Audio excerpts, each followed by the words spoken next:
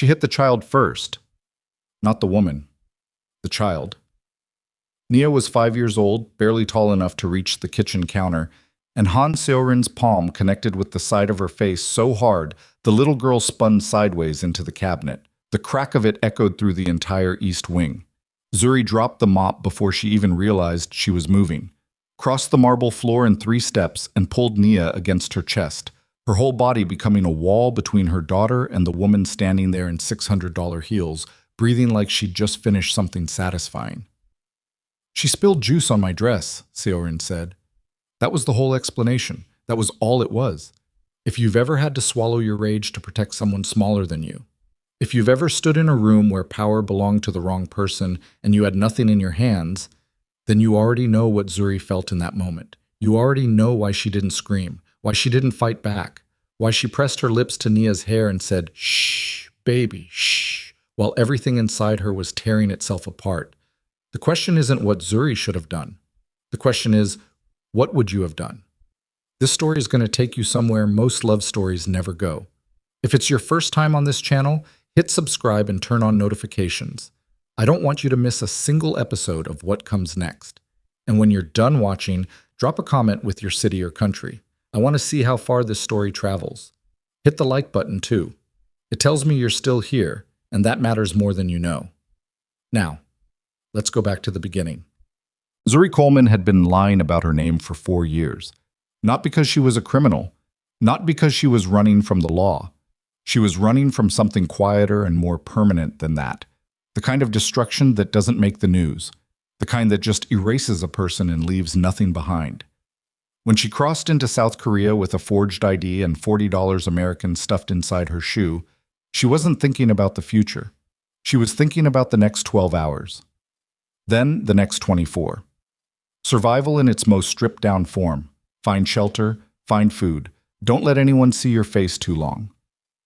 Nia had been 8 months old, small enough to carry inside a front wrap sling, her warm weight pressed against Zuri's sternum like a second heartbeat. The job at the Kim estate came through a domestic agency that didn't ask many questions, which was exactly why Zuri chose it. The agency placed foreign workers throughout Seoul's wealthiest neighborhoods, women who cleaned without speaking, who appeared and disappeared like furniture, who were invisible enough to be trusted. The Kim estate needed a housekeeping staff replacement. The pay was modest. The living quarters were in the servants' wing, 2 floors below the family's level. There was a small room with a single bed and a window that faced the inner courtyard. It was the safest place Zuri had ever lived. She understood, within her first week, the architecture of that household, how it worked, who held power, and where it lived, and what it cost to stay beneath its notice. The estate employed 11 domestic staff, and each of them had their own quiet survival strategy. The older women, Mrs. Pak, the head housekeeper, and a cook named Yumji, kept their eyes forward and their mouths shut. They'd been there long enough to know that the household wasn't a place. It was a system. And systems only worked if every component stayed in its assigned position. Zuri was assigned to the East Wing. Floors, surfaces, linens, windows. She learned the schedule of the household the way you learn a foreign language. Not through study, but through immersion, through daily exposure until the patterns became instinct. Taejin arrived home between 10 and midnight, depending on what was happening that week. He moved through the house like a weather system. Everyone adjusted without being told to. Even the air pressure changed when he was in the building. She had seen him 3 times in 4 years. 3 times in 4 years, and each time she had turned her back before he could see her face. She was careful. She had spent years becoming careful. It was the only skill she'd developed with any real discipline, the skill of not being seen. Nia made it harder. Nia was the kind of child who drew attention without trying. She had her mother's eyes, dark, serious, watchful.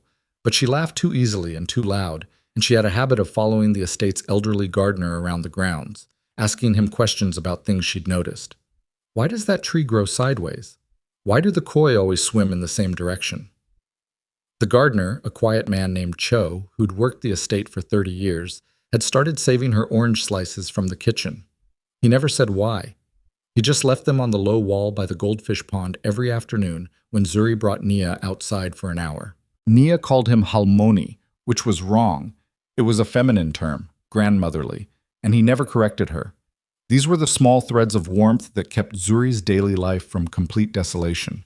The rest of it was Seorin. Han Seorin had moved into the estate 7 months after Zuri started. She arrived with 12 pieces of luggage, a personal assistant, and the kind of self-possession that came from being told every day of your life that rooms rearranged themselves for you. She was Taejin's fiancée, a term that carried, in this household, about as much warmth as a property deed. The engagement had been arranged between families, between interests, between structures of power that predated both of them. Whether Taejin had chosen her or simply accepted her was a question nobody asked aloud. What Seorin chose, clearly and deliberately, was how she treated the staff. She wasn't the kind of woman who screamed. Screaming was too honest. She worked in a register lower than that. A steady, cold, administrative contempt that communicated, without room for interpretation, that the people serving her were not entirely real. She'd request the same task be redone 3 times with tiny modifications, not because the modifications mattered, but because the repetition itself was the point. She left food unfinished and demanded it be disposed of, and then asked, an hour later, why there was no food available. She conducted all staff corrections in front of other staff members, which everyone understood was a deliberate choice. She made Zuri her specific project about 6 weeks in. Zuri never knew exactly why. Maybe it was something in Zuri's face, the thing that wouldn't fully flatten when Seorin spoke to her, some residual tension in the jaw that Seorin read as resistance. Maybe it was Nia, who was too bright and too visible, and who Seorin seemed to experience as an affront. Maybe Seorin simply needed a fixed point for her cruelty, and Zuri, alone among the staff, had no local family, no social connections, no one outside the estate walls who would notice if things went badly. Whatever the reason, it settled into pattern. By the end of Seorin's 2nd month, Zuri was scrubbing floors that had already been scrubbed. She was awake at 5:30 to prepare a breakfast Seorin would dismiss untouched. She was assigned the East Wing specifically because Seorin could manufacture reasons to find fault there. A missed corner, a window that caught light wrong, a pillow that wasn't centered to an invisible standard. Zuri did not complain. She did not look for allies. She did not keep count of the indignities, at least not out loud. She kept them somewhere deeper, in a register below language, where they accumulated quietly and without drama. What she kept thinking on the worst nights was, the children are not safe here. Because Minho watched. Kang Minho was 8 years old when Seorin arrived, and he was already his father's son in posture and expression. The same controlled stillness, the same quality of measuring a room before entering it. But he'd been a softer child before Seorin, Mrs. Pak said once, quietly, when she thought Zuri wasn't near enough to hear. He used to draw pictures and leave them in the kitchen for the cooks. He used to bring Cho extra water when the gardener was working in afternoon heat. Seorin had taken a different kind of interest in Minho. She cultivated him. There was no better word for it. She paid him attention the way you pay rent, strategically, consistently, in amounts calibrated to produce a specific dependency. She bought him things his father hadn't thought to buy. She told him, often and in casual tones that implied truth, that some people in the household were there to be grateful for their position, and that gratitude required a particular kind of behavior that not everyone had the character to demonstrate. She never said Zuri specifically. She never had to. Minho was smart. He understood implication. By the time Nia was 3, Minho had learned to speak to Zuri the way Seorin spoke to all the staff. Not with cruelty, exactly, but with a flatness that communicated she was a category of person rather than a specific one. When he did it to Nia, it made Zuri's hands shake. She still didn't say anything. She had worked out, with the cold precision of someone who has done a lot of suffering math in their life, that speaking would cost more than silence, that any confrontation would be used as evidence against her, that the only sustainable strategy was endurance. Hold on, keep Nia safe, maintain the invisibility, and wait for some shift in the landscape that hadn't revealed itself yet. She didn't know what she was waiting for. She just knew she hadn't reached it yet. The morning it broke open was an ordinary morning in every other way. Zuri had been on her feet since 5:15. The East Wing floors, the window tracks in the sitting room, the bathroom in the second guest suite that Seorin would inspect at 10. She had Nia with her because the woman who usually watched Nia during work hours, one of the younger kitchen staff, a shy girl named Bora, had called in sick. There was no arrangement for this. There was no protocol. Zuri simply brought Nia along and moved faster, tried to keep her daughter occupied with a coloring book on the low bench in the hallway. Nia lasted 40 minutes with the coloring book. She was 5. 40 minutes was approximately a century in 5-year-old time. She had wandered, not far, just into the adjacent sitting room where Seorin's breakfast things were still laid out. The glass of pomegranate juice Seorin had poured and not drunk, sitting on the low table beside the settee. Nia had looked at it and then picked it up because it was red and bright and within reach, and she was 5 years old and nobody had told her not to touch it because Zuri hadn't known she'd moved into that room. The glass was still in Nia's hand when Seorin walked in from the corridor. Zuri heard the silence first, the particular quality of a room stopping. She came around the corner and saw Nia standing there with the glass, pomegranate juice already on her dress from where she'd tilted it too far, examining the color, and Seorin standing 3 feet away with that expression she got.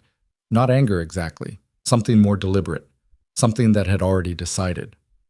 "Put it down," Seorin said to Nia. Nia put it down so fast it nearly tipped off the table. She caught it with both hands, which knocked over the small vase beside it, which hit the edge of the tray.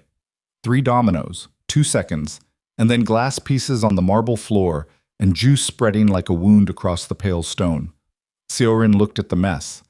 Then she looked at Nia. Then she moved. Zuri was already crossing the room.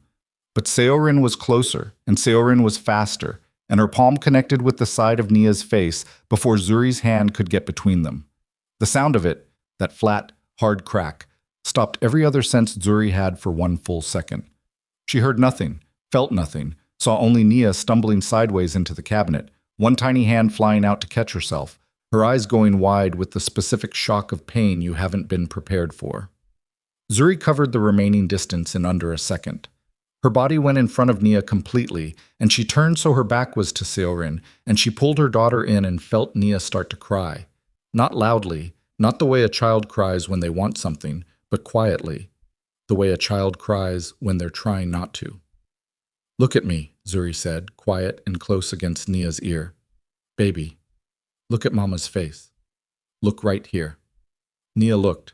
Her cheek was already reddening. "I'm here," Zuri said. "You're okay. I'm here." She said it 3 more times before Nia's breathing started to even out.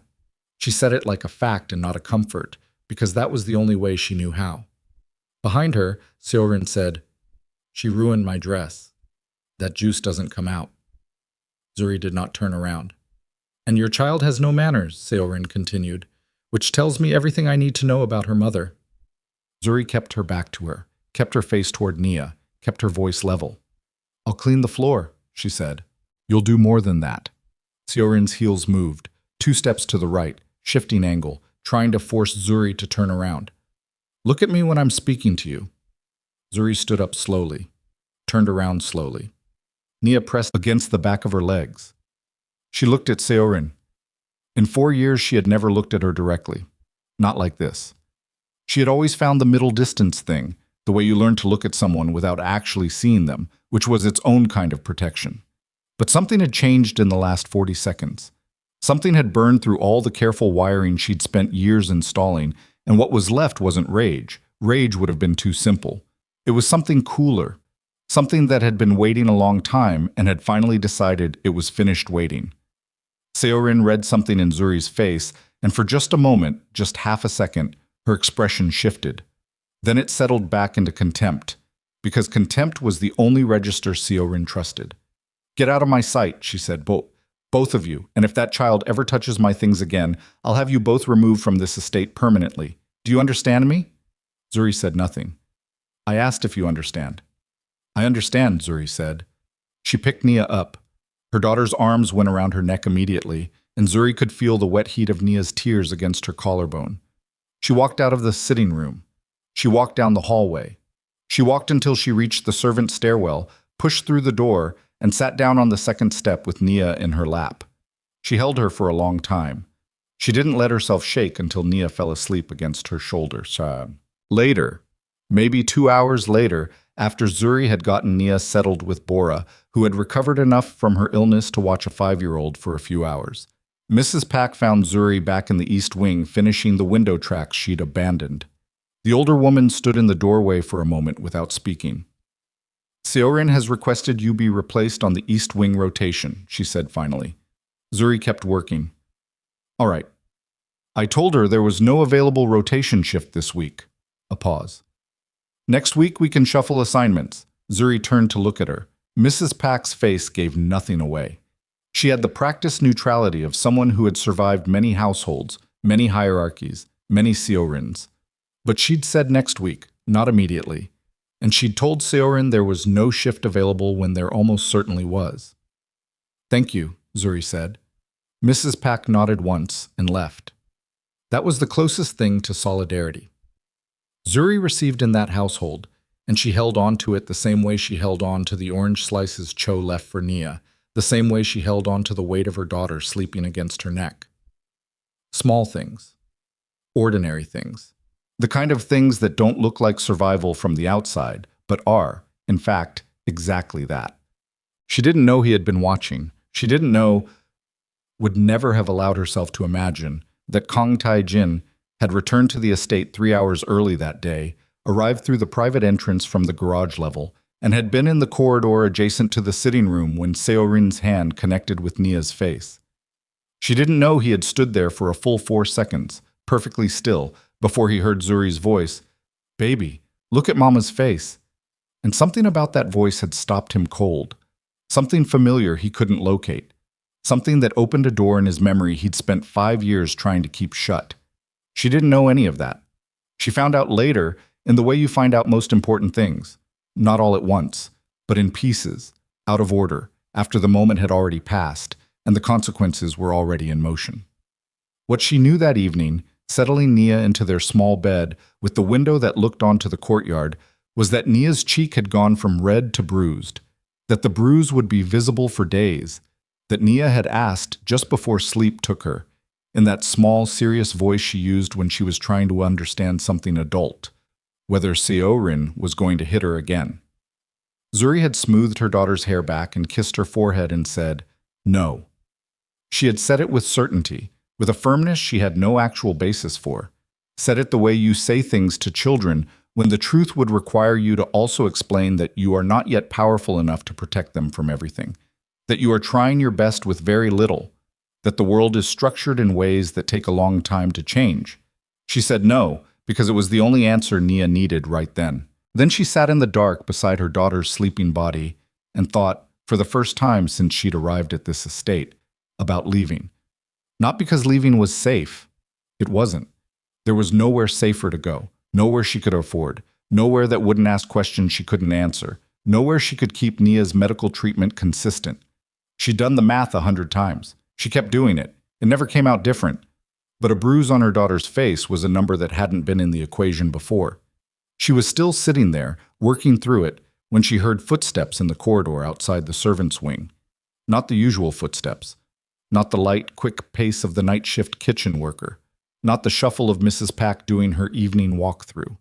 These footsteps were heavy and deliberate and stopped directly outside her door. A knock. Not loud, but certain. Zuri looked at Nia, still sleeping. She went to the door and opened it 3 inches. The man standing in the corridor was not someone she had expected to see on this floor. Was not someone she had ever seen on this floor. His face was turned slightly away from the light, but she didn't need light to know who he was. She had spent 4 years learning his schedule, his patterns, the particular way he moved through spaces that belonged to him, which was all of them in the end. Kang Tai-jin looked at her, and Zuri's hand tightened on the door frame. Not because she was afraid. She was past the kind of fear that expresses itself in visible ways. Because she could see from his face, from the particular quality of stillness that had taken hold of his expression, that something had shifted in the last few hours. That the careful architecture of invisibility she had spent 4 years constructing was no longer standing. He had seen something. He had heard something. He was looking at her the way you look at a face that you cannot place but cannot stop looking at. As if the recognition is there, just beneath the surface, and your whole mind is pulling toward it, even as you can't yet name what it is. "Who are you?" he said. It wasn't rhetorical. He genuinely didn't know. which meant the disguise, the years, the name change, the flattened expressions, the practiced invisibility, had held, which meant this moment was not the moment she had feared for 4 years. Not yet. "I'm the East Wing housekeeper," she said. "Sir?" Taejin looked at her for another 3 seconds. Then he looked past her, into the room, and she watched him see Nia. Just the shape of her in the small bed, the blanket pulled up, the dark curls spread across the pillow. His expression changed. Not much. Just enough. "The child," he said. "Is she all right?" Zuri held the door steady. "She will be. I saw what happened." Silence. "Then you know," Zuri said carefully, "that she didn't do anything wrong." "I know," Taejin said. There was something rough in his voice that surprised her. Not softness, exactly. Something more complicated than that. Something that sounded like a man trying to locate himself in a situation he hadn't prepared for. "I'll speak to Seorin," he said. "Thank you," Zuri said. She meant it to sound neutral. She wasn't sure she succeeded. Taejin looked at her face again, that same quality of attention, searching for something without knowing what. She held his gaze long enough to be respectful and not long enough to be memorable. He turned and walked back down the corridor. Zuri closed the door and pressed her back against it. In the bed, Nia shifted in her sleep and didn't wake. Zuri stood against the door in the dark for a long time, feeling her heartbeat in her throat, thinking, he heard your voice. Thinking, he looked at you. Thinking, 4 years, and you got 4 years. And now the count starts over from 0, and you don't know how many you have left. She slid down until she was sitting on the floor with her knees to her chest. Through the window above her daughter's bed, the courtyard lights were still on. She sat there until they went out. He did speak to Seorin. Zuri heard about it the way she heard about most things in that household. Second-hand, in fragments, from the particular quality of silence that settled over a space after something had been said in it. Mrs. Pak mentioned, without looking up from her clipboard, that the sitting room on the east wing had been taken off Seorin's morning inspection rotation. Bora, who cleaned Seorin's personal suite, came back from her shift with a compressed expression that meant she had witnessed something she was choosing not to describe. What Zuri pieced together was this. Taejin had gone to Seorin's suite sometime after 10 that night. The conversation had lasted under 15 minutes. When it ended, Seorin had rearranged 3 pieces of furniture in her room: the ottoman, the vanity chair, the small side table by the window, which was what she did when she was angry in a way she couldn't express directly. The next morning, Seorin walked past Zuri in the corridor without speaking, which should have felt like a reprieve, which should have felt like breathing room. It didn't. Zuri had been surviving long enough to know that a predator going quiet was not the same as a predator going away. Seorin's silence had texture to it, a specific density that felt less like backing down and more like recalibration, like something being moved from the front of the board to a less visible position where it could do more damage with less warning. She kept her head down. She kept her schedule. She got Nia to the estate's small courtyard every afternoon at 3, watching her daughter crouch beside the goldfish pond, watching Cho leave the orange slices on the low wall without comment. She thought, 1 more week. Then I assess again. She had been thinking that thought, in various forms, for 4 years. Taejin found her in the laundry corridor on a Wednesday. She was moving a full basket of linens toward the service elevator, and he came around the corner from the east stairwell with 2 of his security detail bracketing him, and for a half second they nearly collided. She pulled the basket aside. He stopped. The security detail stopped. Everyone recalibrated. "The housekeeper," he said. Not a question. Recognition. "Sir," Zuri said. He had files in his hand, physical files, which was unusual enough that she registered it without meaning to. Most of his business ran through devices she never saw. Physical files meant something handled outside the usual infrastructure. He was looking at her again with that expression, the one she'd seen in the corridor outside her room, the searching quality, the not quite recognition. "Your daughter," he said. "How is she?" Zuri's grip tightened on the basket. "Better, thank you." "Her cheek?" "Healing." He nodded once, slowly, like he was filing the answer somewhere. One of the security details shifted weight from one foot to the other. The corridor was narrow. The overhead light was the flat, humming kind that made everyone look slightly ill. "You've worked here how long?" Taejin said. 4 years. Something moved behind his eyes. I don't remember seeing you.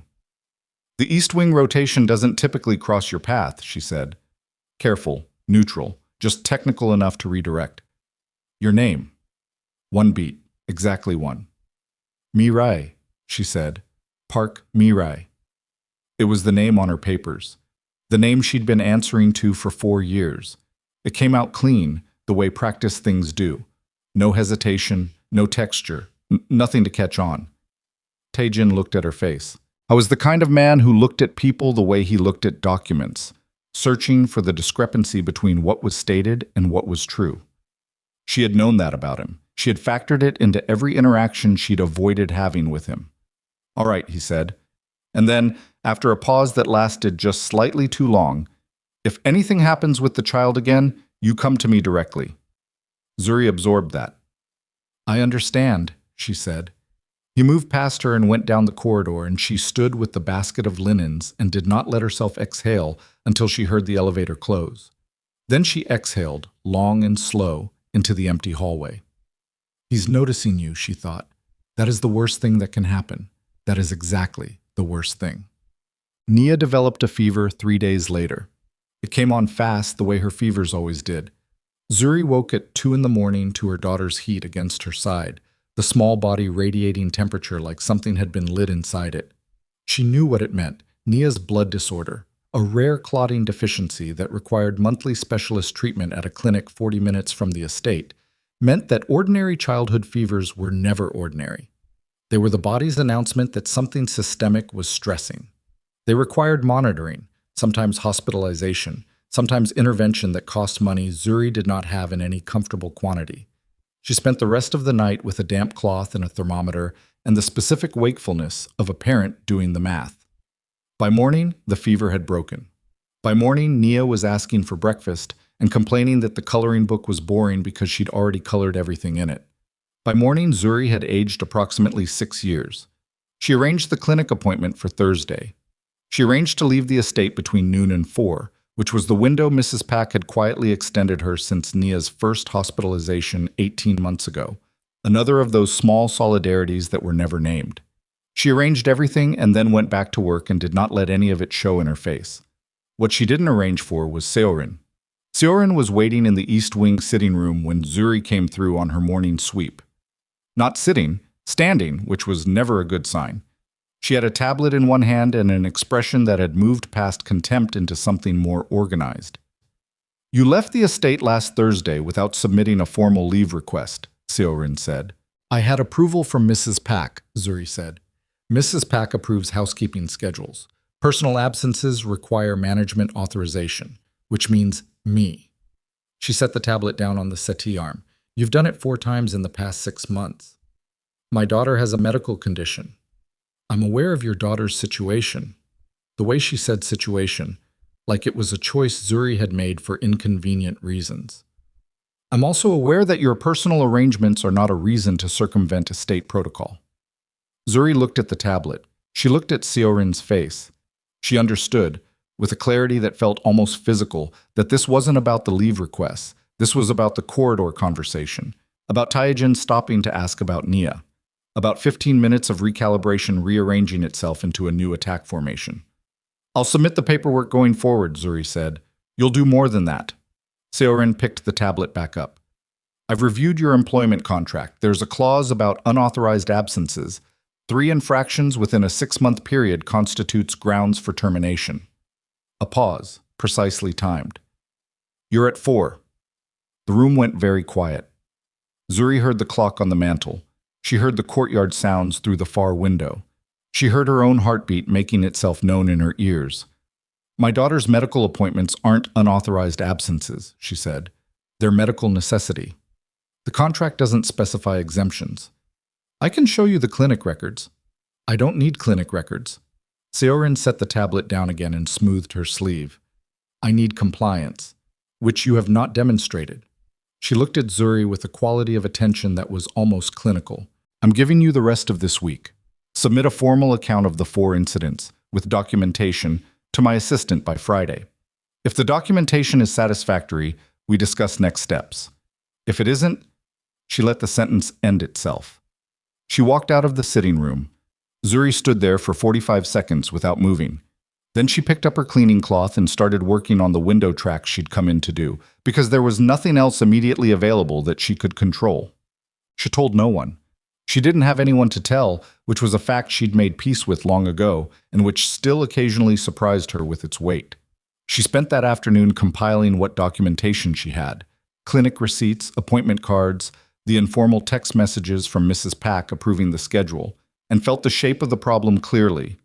The documentation was real. The absences were legitimate. None of that would matter if the person reviewing it had already decided on an outcome. Thursday, she took Nia to the clinic.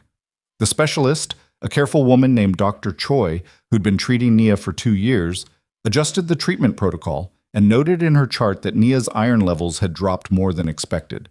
She recommended a follow-up in 3 weeks instead of the usual 4. She handed Zuri a printed summary in English and Korean and asked, in the gentle tone of someone who had asked before and gotten partial answers, whether Zuri was taking care of herself as well. "I'm fine," Zuri said.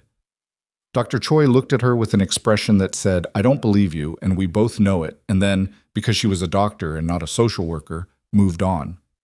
In the car back to the estate's second driver, a young man named Juwon, who asked no questions and listened to baseball games on low volume, Nia sat beside Zuri and looked at the city going past and said, "Mama, are we going to have to leave?" Zuri went very still. "What made you think about that?" she said. Nia shrugged with the particular economy of motion that meant she'd been thinking about it for longer than she was saying. "I heard you up last night. You get up when you're worried." "I wasn't worried," Zuri said. "You had a fever." "You get up when you're worried about other stuff too." Nia turned to look at her. The bruise on her cheek had faded to a yellow-green shadow at the edge of her cheekbone. "Is the mean lady going to make us leave?" Zuri looked at her daughter's face. "No," she said. She said it the same way she'd said it 2 nights ago in the dark, with the same firmness, the same deficit of evidence. Nia leaned against her arm and went back to watching the city, and Zuri stared at the back of the driver's seat and thought, "When did I start saying no when I don't know the answer?" And then, "The first time you had a reason to protect her." And then nothing else, because some thoughts don't have anywhere useful to go. The documentation was rejected on Friday. SEO Rin's assistant, a nervous young woman named Jong-ah, who never made eye contact, delivered the news in a folded note rather than verbally, which told Zuri everything about how Jong-ah felt about being the messenger. The note said that the documentation was incomplete, that informal text message approvals did not constitute official authorization, and that a formal review meeting would be scheduled for the following Monday. Zuri read it twice, folded it, put it in her pocket. She finished her shift. She picked up Nia from Bora. She made dinner on the 2-burner in the servants' wing common room, rice and the vegetables she'd bought with last week's surplus, Nia eating with the systematic focus of a child who is actually hungry, which always tightened something in Zuri's chest. "Tell me something good," Nia said, which was a thing they did, had been doing since Nia was old enough to ask it. An evening ritual, small anchor, Zuri thought. "Cho left mango slices today instead of orange." Nia looked up. "He never does mango." "I know. That means he likes us better than orange people." That's one interpretation. Nia went back to eating, satisfied. Zuri watched her and held the note in her pocket without taking it out again. Monday arrived, and with it something she hadn't anticipated. Taijin was in the estate. This was not unusual for a Monday. His schedule varied, and he kept a home office for certain categories of work that couldn't happen in the syndicate's downtown building. What was unusual was that he was in the East Wing at 9 in the morning when Zuri arrived for her rotation, sitting at the long table in the corridor study with 3 men she didn't recognize and a spread of documents that filled the entire surface. She went to go around them. The corridor offered enough width to pass without disturbing. "Mirai." She stopped. Taejin was looking at her across the corridor from his seat at the table. The 3 men he'd been speaking with were now also looking at her, with the specific quality of attention that men who guard important people reserve for unexpected interruptions. "Sir," she said, "the East Wing bathrooms." He was looking at the folder in front of him, not at her. "Both of them. I'll do them after the sitting room." "Do them first today." He turned a page.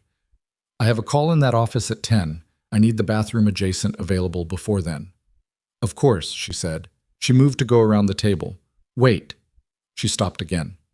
He was looking at her now, really looking, the way he had in the corridor, the way he had on Wednesday. That quality of attention that felt like reading rather than seeing. You look tired, he said. One of the men at the table shifted his posture almost imperceptibly. The other two kept their eyes on the documents in front of them, with the practiced focus of professionals who know that their job is sometimes to become furniture. I'm fine, Zuri said. I didn't ask. A silence that lasted exactly as long as it needed to. I had a difficult week, she said, which was more than she'd intended to give. Seorin, he said. Not a question. Zuri said nothing. Taejin closed the folder in front of him. Something about the way he did it, with a precision that was too deliberate to be casual, told her the gesture was not about the folder. I've been informed there's a review meeting scheduled today, he said, regarding your employment. Her heart did something complicated in her chest. That's a matter for estate management, she said, which was technically accurate and told him nothing. I own the estate, he said, which was technically more accurate and made her point irrelevant. One of the men at the table developed a sudden, intense interest in the document nearest to him. The second man did the same. The third looked at a fixed point on the wall. The leave requests were for medical appointments, Zuri said carefully. For my daughter's treatment. I had informal authorization each time. The documentation of that authorization is being disputed. Taejin looked at her. The meeting is at 2, he said. Don't go to it. She absorbed that. Sir, I'll handle it, he said. And then, as if the sentence required clarification, the meeting is canceled. He reopened the folder. The conversation was over. Zuri went to clean the bathrooms. She stood in the first one for 30 seconds before she could make her hands work properly. She didn't know what he said to Seorin. She found out, in her usual second-hand way, that Seorin had been in Taejin's home office for 25 minutes on Monday afternoon, and that she had left without speaking to anyone for the remainder of the day. Jong-ah moved through the household like a woman diffusing something. Boris said the energy in Seorin's suite that evening was the kind you could feel through the walls. What Zuri knew directly was that no meeting happened, no second note arrived. Her employment files were apparently no longer under review. What she also knew, what settled into her like cold water, slow and thorough, was that she had now accepted help from Kang Taejin twice, and that both times she had needed it. She was sitting with that truth in the dark of her room that night, Nia asleep across from her, when Minho appeared in her doorway. She hadn't heard him coming. He was 9 now, she calculated, and he moved with a quietness that might have been natural, but more likely had been learned. He was in his school clothes still, which meant it was before dinner, which meant he'd come from the main house through the servants' corridor on his own, which was not a thing he did. Can I come in? He said. She looked at him. He looked back. Yes, she said. He came in 3 steps and stopped. He looked at Nia sleeping, and something in his expression shifted. A small, involuntary thing that came and went before she could fully name it. My father talked to Seorin Nuna today, he said. I heard part of it through the study door. Zuri said nothing. He said she wasn't to interfere with estate staff management. Minho's voice was careful, precise. He had clearly rehearsed coming here, at least a little. He said if she had concerns about staff performance, they went through Mrs. Pak. All right, Zuri said. She was upset. I imagine so. Minho looked at her directly. He had his father's eyes, that quality of assessment, that searching quality. But they sat in a younger face that didn't yet know what to do with everything it was reading. She told me you were manipulating him, he said. After, when he went back to his call. She said you were using your daughter to get special treatment. Zuri felt the familiar tightening in her jaw. She kept her expression still. What do you think? She said. He was quiet for a moment. He looked at Naya again. I think she got hit, he said, and my father saw it. Yes, Zuri said. Another silence. The courtyard lights were on outside. Through the window she could hear the distant sound of a gate somewhere on the property, opening and closing. She said, you're not to be trusted, Minho said. Seorin Nona. She says people like you come in under situations like this to take advantage. People like me, Zuri said. He heard it. He was smart enough to hear exactly what she'd emphasized and what she'd left out. His jaw shifted. I don't... He stopped, started again. I'm telling you what she said, not what I think. What do you think? He looked at her with the expression of a child who has been given two maps of the same territory and cannot figure out how they both claim to be accurate. I don't know, he said, which was, Zuri thought, probably the most honest thing he'd said in months. That's all right, she said. He stayed for another minute, as if there was something else he'd meant to say. Then he turned and left the way he'd come. Back through the servants' corridor, back toward the main house, back to the world where Seorin's version of events was the version that dominated. Zuri watched the empty doorway for a long time. Then she looked at her daughter. Then she took out her phone and opened the banking app and looked at the balance, which had not changed in any meaningful way since she'd last looked, and did the math again on Nia's next treatment, and then on the treatment after that. She was still doing the math when someone knocked on the main estate door, not the servant entrance, the main door, hard enough that she could hear it from 2 floors down. She heard voices. She heard footsteps that were too fast for the hour. She heard Taijin's voice, somewhere above her, sharp and sudden. And then she heard him say a name. Not Mirai. Not a name she had chosen. The name she had been born with. The name she had buried 4 years ago under a false document and a border crossing and everything she'd given up to keep a child alive. Her real name. In his voice. On his lips. Like something he'd been carrying a long time and had just now found the permission to say out loud. Zuri stopped breathing. She didn't move. That was the first thing. The absolute stillness that took over her body when she heard that name come out of his mouth. Not Mirai. Not the careful construction she'd lived inside for 4 years. Her name. The one her mother had given her in a hospital in Atlanta 29 years ago. The one that existed on documents she'd burned in a gas station bathroom outside of Incheon with a lighter she'd bought at a convenience store for 801. He said it again, louder this time, moving through the estate.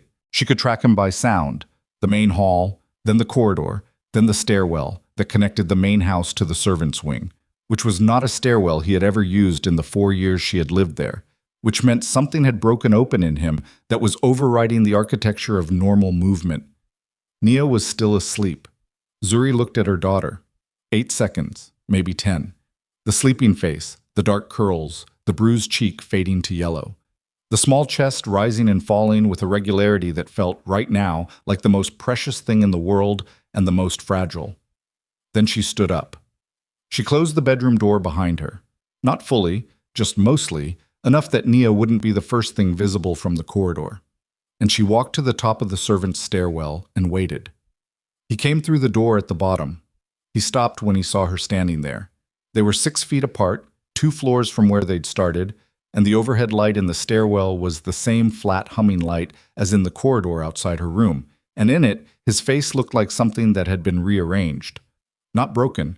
Kang Tae-jin's face didn't do broken. She didn't think it was physically capable of it, but rearranged. The usual controlled stillness was still there, but it was working harder than normal. Working against something. That's your name, he said. Not a question. A confirmation he was handing himself. She didn't answer. I have a file, he said. In my office. I've had it for 5 years. There's a photograph. He stopped. His jaw moved. I looked at the photograph every day for 2 years and then I stopped because... He stopped again. Because looking wasn't changing anything. The stairwell was very quiet. Who told you? She said. Her voice came out steadier than she had any right to expect. A contact, someone who processes employment records for domestic agencies. He had both hands at his sides, fingers straight, not relaxed, controlled. He flagged a discrepancy in a housekeeper's residency documentation 8 months ago. I paid him to let it sit. I needed to... He exhaled. I needed to be certain before I did anything. 8 months. He had known for 8 months and said nothing and let her continue on her schedule. East wing floors, the sitting room, the bathroom adjacent to his home office, and said nothing. You've been watching me, she said. Yes. For 8 months. Yes. She looked at him. She looked at the way he was standing, the distance he was maintaining, The particular quality of stillness that she now understood was not calm, but something fighting very hard to remain functional. "Then you already know everything," she said, "so this doesn't need to be a conversation." "I don't know why," he said. Those 4 words hit differently than the name had. The name had been a wall collapsing. Those 4 words were something quieter and more damaging. A question that had been living in him for 5 years, and she was the only person in the world who could answer it, and they were both standing in a stairwell at 9 o'clock at night, 2 floors above her sleeping daughter. "Taijin, don't." His voice went sharp. 1 word, 1 syllable, and it cut. "Don't manage me. Don't give me the careful version. You owe me the actual answer." She felt her hands tighten at her sides. "I left," she said. "You know that part." "I know the part I was told." "And what part were you told?" He looked at her for a long moment. Something moved through his expression. Not anger, not yet. Something that came before anger, the thing that has to happen before a person can decide how much fury they're actually entitled to. "That you went to Brooks," he said, "Elijah Brooks. That you'd been involved with him. That the night of the assassination attempt, instead of... He stopped. "I was told you left with him, that you chose him." She held that sentence in the air between them. "Who told you that?" she said. He said nothing, which was its own answer. "Taijin." She said his name carefully. "Who was the first person to speak to you after the surgery?" His jaw worked. "Who had access to you in those first days when you were still in recovery? And I was..." She stopped herself. "Who was managing information in and out of that room?" The stairwell was very, very quiet. She watched him get there, watched the thing in his expression that had been almost anger shift into something different. A reconfiguration that she could almost hear, like tumblers in a lock moving one by one. "Seorin was there," he said. "Yes," Zuri said. "She was the one who..." He stopped. "She was the one who told you what happened," Zuri said. "While you were still on pain medication. While you were still in the syndicate's private hospital. While I was 3 floors above you in a recovery ward that you didn't know existed because nobody told you I was there." The silence that followed that sentence lasted long enough that she could hear the courtyard gate somewhere below and outside, the distant metallic sound of it settling on its hinge. "You were in the hospital," he said. "For 11 days, she said. "After the..." "Yes." He looked at her face. He looked at it the way he'd been looking at it for weeks without being able to name what he was seeing, and she watched him see it now. Not the face of a stranger, not the face of a housekeeper, but the face of a woman he had known, filtered through 4 years of deliberate erasure and 1 very long night of surgery that had taken something out of her permanently. "What did they take?" he said. She almost didn't answer. She'd kept the answer to that question sealed for 4 years, in the same internal space where she kept everything that would cost too much to say out loud. "Part of my liver," she said, "and my left kidney." He said nothing. Minho needed the kidney. The tissue match was... It was very specific. Dr. Brooks ran the compatibility panels 3 times because he didn't believe it the first 2 times. "The liver segment was for you." She kept her voice level. She had practiced keeping her voice level in imaginary versions of this conversation for years, and none of them had felt like this. None of them had been in a stairwell with him standing 6 feet away, looking like the world had just reorganized itself without his permission. "You had acute liver failure from the internal bleeding. You needed a segment within hours, not days. I was the closest match available." "Zuri, let me finish." She said it quietly, without heat. "You can be angry after I finish." He closed his mouth. "Brooks arranged it. He managed the surgical team. He made sure the recovery records were kept out of your files, out of anything your people would access." She breathed. When you were stabilizing, when it was clear you and Minho were both going to make it, I asked him to do one more thing. I asked him to be seen with me, publicly. Enough that anyone watching would draw the conclusion Seorin had already started suggesting. A pause. "I needed you to believe I had chosen to leave. If you knew the truth, you would have felt responsible," he said. The word came out rough. "You would have brought me back. You would have insisted on providing medical care, financial support, and you would have felt responsible," he said again, harder this time. "And I didn't want that for you," she said. "I didn't want your guilt. I didn't want to be someone you carried. I wanted you to be able to move forward." The silence was different now. It had a different density. With Seorin, he said. With whoever gave the syndicate stability. With whoever made political sense. She looked at him straight. I knew you'd survive. I knew Minho would survive. I knew that was enough. He moved. Not toward her. Sideways, one step, hitting the wall of the stairwell with his shoulder and staying there, his head dropping briefly before he caught it. She watched him breathe. In through the nose, out through the mouth, the deliberate pattern of a man who has trained himself to metabolize shock without visibly collapsing. She waited. Nia, he said. One word. The thing he'd been holding since it arrived. Yes, she said. She's mine. Yes. You were pregnant when you... I didn't know yet when I went into surgery. I found out after. She watched him absorb that. By then I had already decided to leave. Adding Nia to the situation would have... That wasn't your decision to make, he said. His voice had changed. The roughness in it had gone somewhere more dangerous. She is my daughter. She is my... He stopped, jaw tight. You have been in this house for 4 years, letting my son treat her like... He pushed off the wall. Letting Seorin... I didn't have anywhere else to go, she said. Flat, just the fact of it. I had no money, no medical network for Nia's treatment, no identity that could survive a formal process. This estate had a domestic agency connection and no background check that went deeper than residency papers. It was the safest option I could access. The safest? He stopped. He looked at her with something that was past anger, something she didn't have a clean name for. The look of a man who is counting a very long list of things that happened while he was not in the right room to stop them.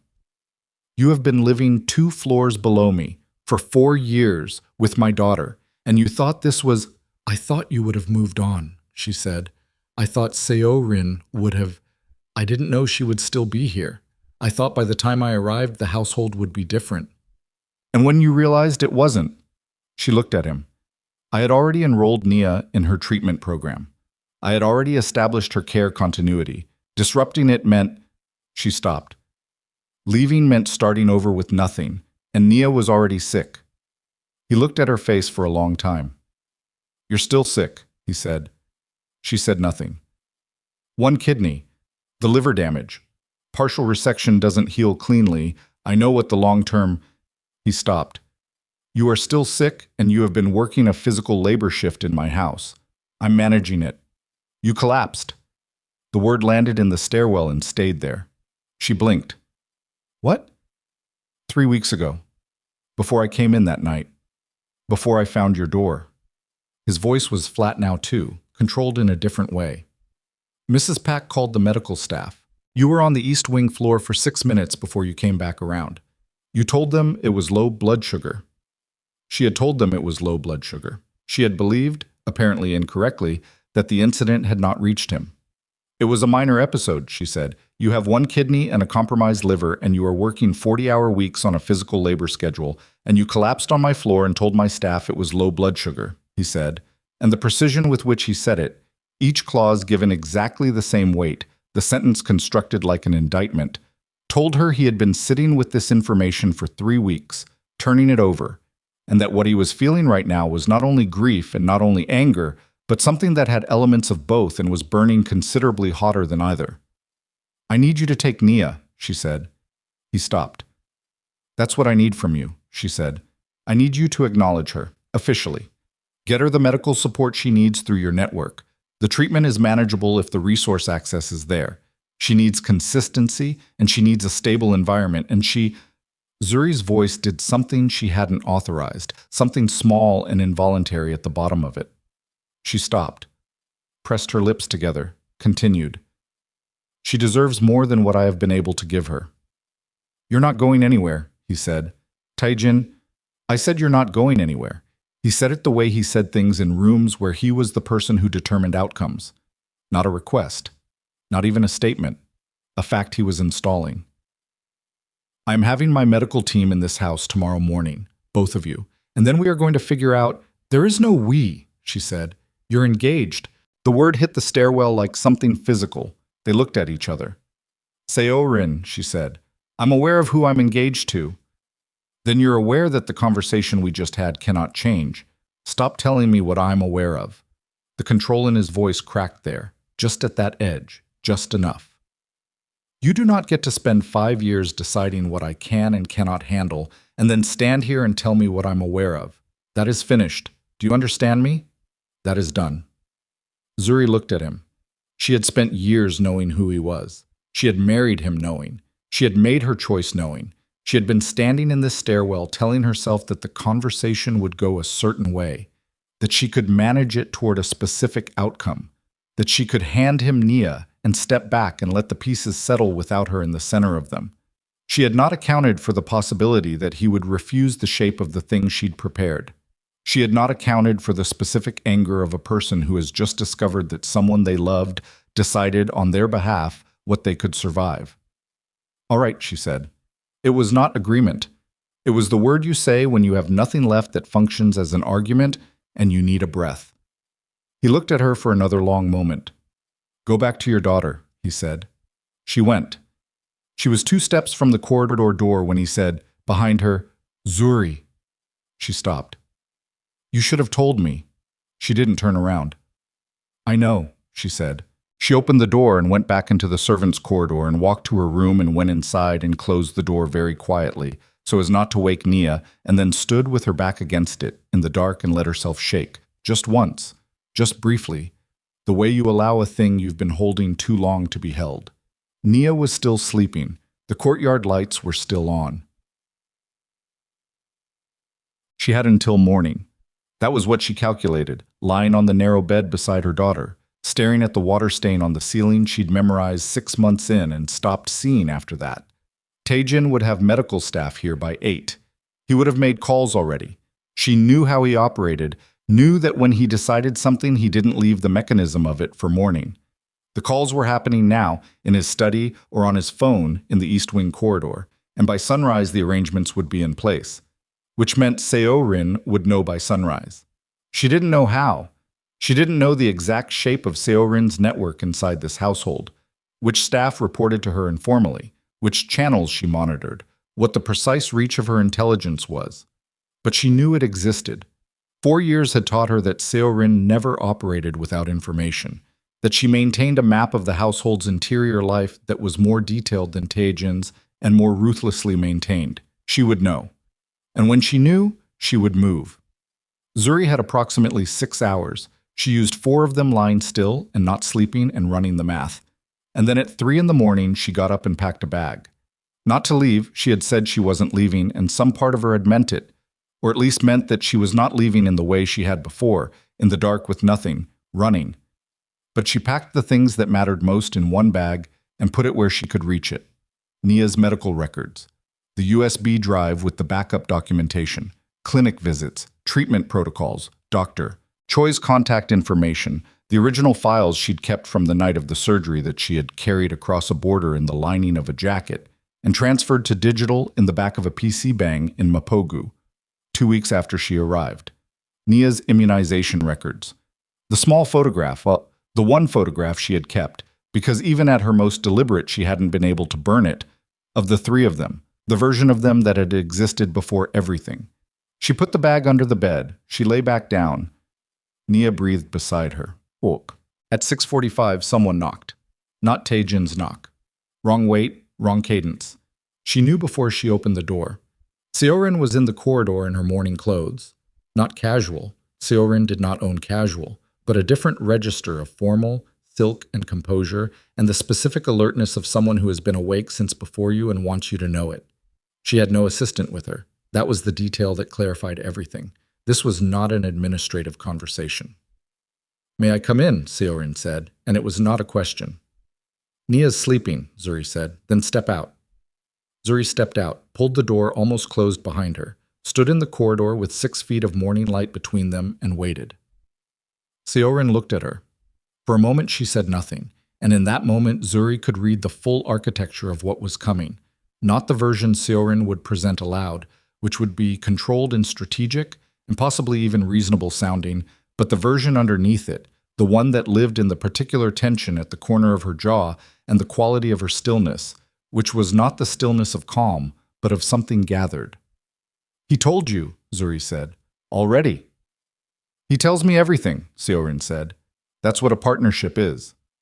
Then you know, I know what he believes, Seorin said, which is a different thing. She looked at Zuri with an expression that had moved past contempt into something more considered, something that recognized for the first time that the person across from her was not actually the person she'd been managing. You were very careful. 4 years is a long time to maintain a fiction. It wasn't fiction, Zuri said. You told him you donated the organs. Yes. You told him the child is his. She is. Seorin's chin lifted slightly. There are no records. Zuri looked at her. I checked, Seorin said. 6 months ago, when I started to suspect, I had someone access the syndicate's private hospital archive. There is no record of a second major surgery performed in that facility on the night of the assassination attempt. No record of a female patient admitted to recovery. No record of the procedure you're describing. A pause, exactly timed. Dr. Brooks's license was revoked 2 years after that night. He moved to the Philippines. He is not reachable. Another pause. And you have no documentation. She said it with the precision of someone laying cards down one at a time, and each card was designed to be visible from across the table. Zuri felt the cold move through her.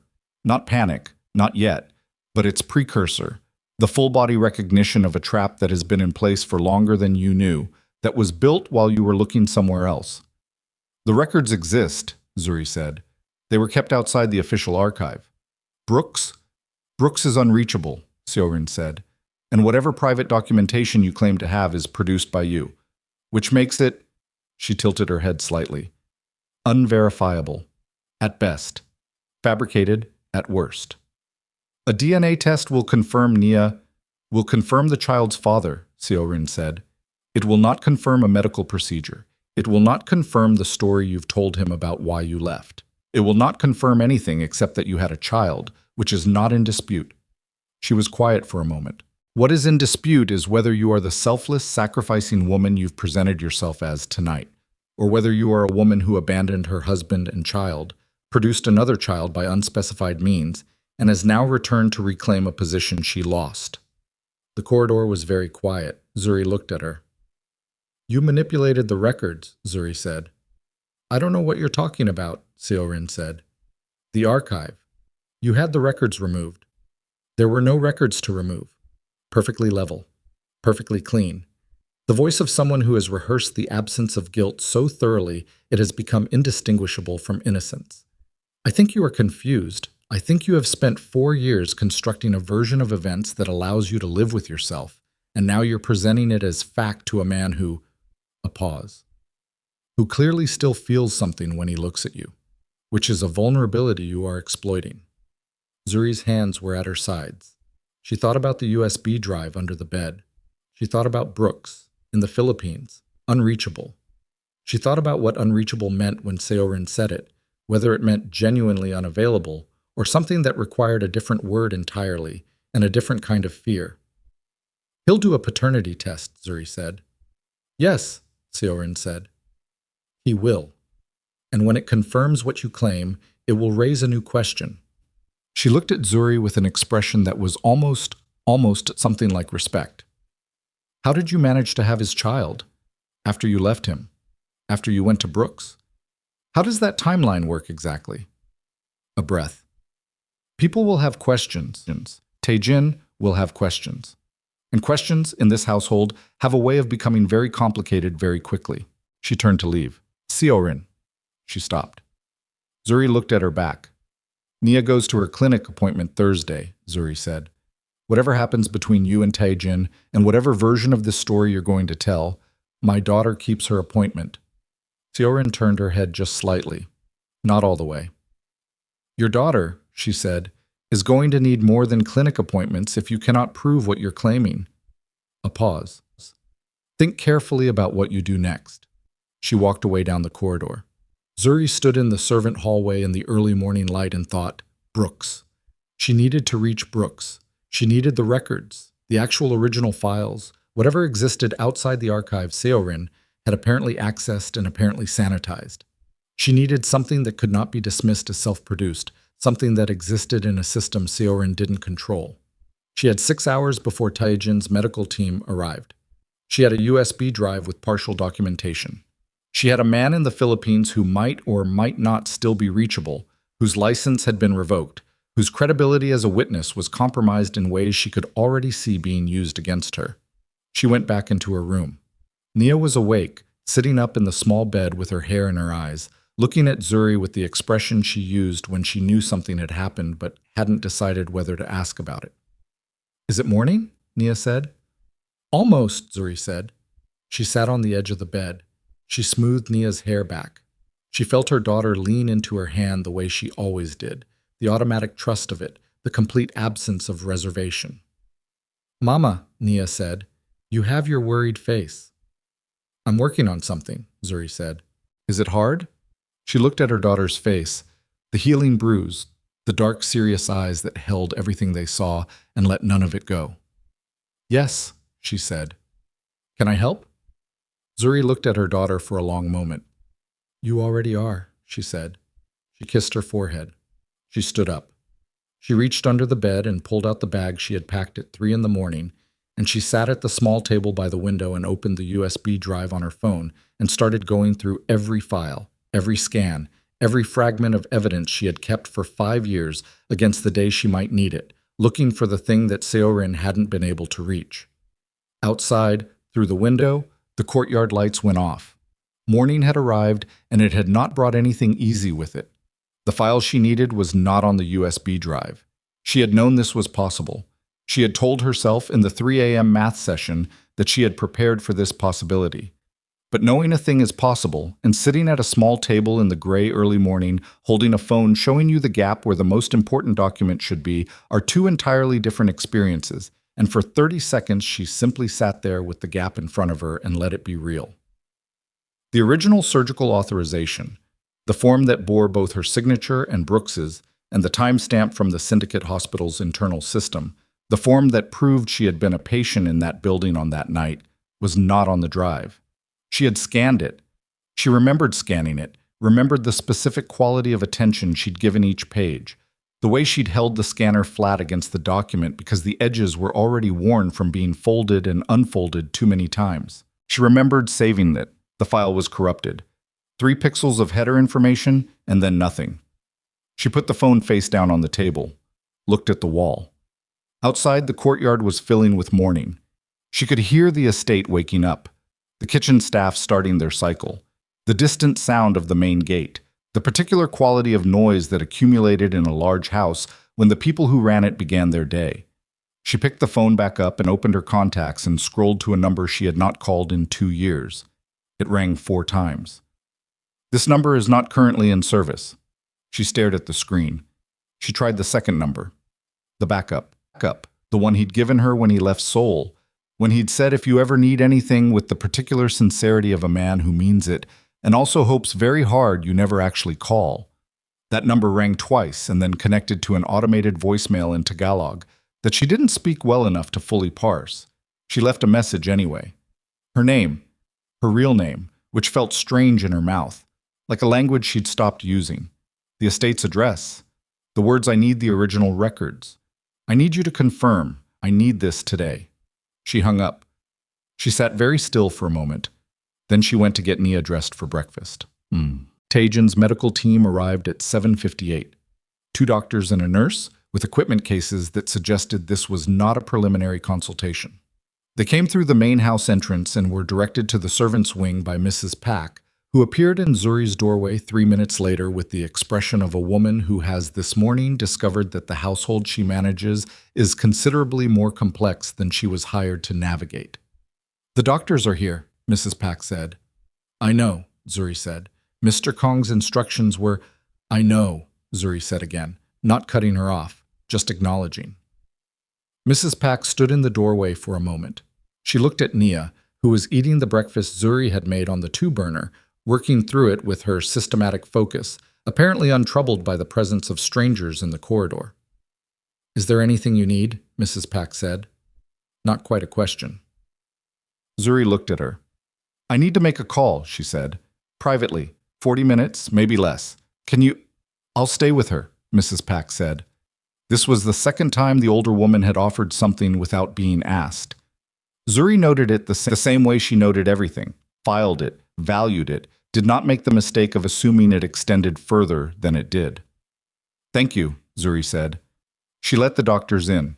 She watched them set up, watched the nurse kneel to Nia's level and introduce herself in careful English, watched Nia assess the stranger with her dark, serious eyes before deciding, on what basis Zuri could never fully determine, that the assessment was satisfactory. Then she went out into the corridor and down the servants' stairwell and out the side door into the narrow maintenance path that ran along the estate's east wall, where there were no cameras, because she had spent 4 years learning where there were no cameras. She called Dr. Choi. The specialist picked up on the second ring, which was unusual for this hour, which told Zuri that someone had already called Dr. Choi this morning. He contacted you, Zuri said. Last night, Dr. Choi said. Her voice was careful. He has resources that could... I know what he has, Zuri said. That's not why I'm calling. She pressed her back against the estate wall. The morning was cold enough that her breath showed. I need you to pull something for me. Nia's intake records from her first appointment, the ones where I provided her medical history. I have them. In that history, I listed a prior surgical event for myself, a major abdominal procedure. I listed it because it was relevant to Nia's care. Her blood disorder has a hereditary component, and the surgical history was part of the... I remember, Dr. Choi said. Bilateral organ donation, partial liver resection. I noted it in her family history file. Zuri closed her eyes briefly. Can you send that page to this number, right now? A pause. It's a minor's medical record, her family history section. Technically, Dr. Choi. She kept her voice level. I am Nia's mother, and I am asking you to send me a page from her file that contains information I provided. I need it in the next 2 hours. Another pause. Shorter. Sending now, Dr. Choi said. The document arrived 40 seconds later. 2 pages. Nia's intake form, the family medical history section, and there, in Dr. Choi's handwritten notation in the margin, dated 16 months ago, the words mother reports prior, major abdominal surgery, bilateral organ donation incol, partial liver resection, impact on mother's current health status monitored. It was not the surgical authorization. It was not hospital records. It was one physician's notation in a child's intake file, made 16 months ago in a clinic 40 minutes from the estate. It was something. It was the smallest possible something, but it was dated, it was sourced, and it had not been anywhere near Seorin's reach. She went back inside. The medical examination took 90 minutes. At the end of it, the lead physician, a quiet, precise man named Dr. Yoon, who clearly understood exactly what kind of household he was operating in, sat across from Zuri in the small common room and told her, in English that was better than he'd initially let on, what she already knew. Her remaining kidney was functioning at 61%. The liver regeneration was incomplete. The resected portion had not recovered to the degree that would have been expected, which he attributed with careful clinical neutrality to prolonged physical labor and inadequate nutrition and chronic stress managed without medical support. Her iron was severely depleted. She had the early markers of 2 conditions that, left unaddressed, would compound each other in ways that the timeline of was not comfortable to discuss. How long have you known? He said. Long enough, she said. He looked at her with the specific expression of a doctor who has been trained not to make judgments and is currently making several. Mr. Kong has asked me to recommend a treatment protocol, he said. I know. Will you follow it? She looked at the table between them. She thought about the USB drive. She thought about the document on her phone. She thought about Seorin in the corridor this morning with her perfectly constructed alternative narrative. Tell me what Nia needs first, she said. He told her. She listened to every word. Taejin was in the East Wing corridor when she came out of the common room. He was alone. No security detail, which was either deliberate or a sign of how fast the morning had moved. He looked at her face and then at the space just past her shoulder where Dr. Yoon had been, and she could see him doing the same thing she was doing, which was reading the outcome of the last 90 minutes in the atmosphere rather than waiting to be told. Sit down, he said. I'm fine. Dr. Yoon's report says otherwise. Dr. Yoon's report is about my kidney function, not my ability to stand in a corridor. He looked at her. Zuri, I found something, she said. Not enough, but something. She pulled out her phone and showed him the document. She watched him read it, watched his jaw set as he went through Dr. Choi's notation, the date, the specific language. This confirms the procedure, he said. It confirms I reported the procedure 16 months ago to Nia's physician. It's not the surgical records. It's not enough to... I've contacted the hospital archive directly, he said. She looked at him. This morning, before 6. He handed her phone back. My legal team filed an access request. The archive director says there is no record of a second surgery suite being used that night. No record of a female patient admitted to recovery. He paused. He also says the archive file for that date shows an unusual access flag. Someone viewed and modified the digital index 8 months ago. 8 months ago. The same time Taejin had first learned about the residency discrepancy. The same time someone else, apparently, had also noticed that something needed to be cleaned up. She's been planning this for 8 months, Zuri said. Yes, she knew you were... She monitors my communications, he said. It came out flat. The flatness of someone who has spent the last several hours recategorizing a large number of past events. Not everything, but enough. He looked at the far wall. She has people inside my operation. I knew she had some... It's expected in an arrangement like this. Both families maintain intelligence on each other. I didn't know the scope. Taejin, Brooks, he said. I need you to keep trying to reach him. His numbers are dead. I know. I'm working on a location through other channels. He looked at her. It'll take time I don't have if she moves first.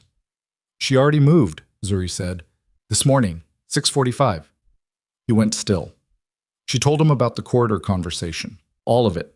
The record denial, the fabricated timeline challenge, the implicit threat. She told it the way she'd learned to tell important things, without unnecessary architecture, just the sequence and the content and the weight of each piece. When she finished, he said nothing for a moment. Then, she threatened Nia. Not directly. She said Nia would need more than clinic appointments if you couldn't prove your story. Yes. The quality of his stillness changed. She had seen him angry before, years ago, in a different life. She had seen the full register of what he was capable of when pushed past a specific threshold. This was not that. This was quieter than that.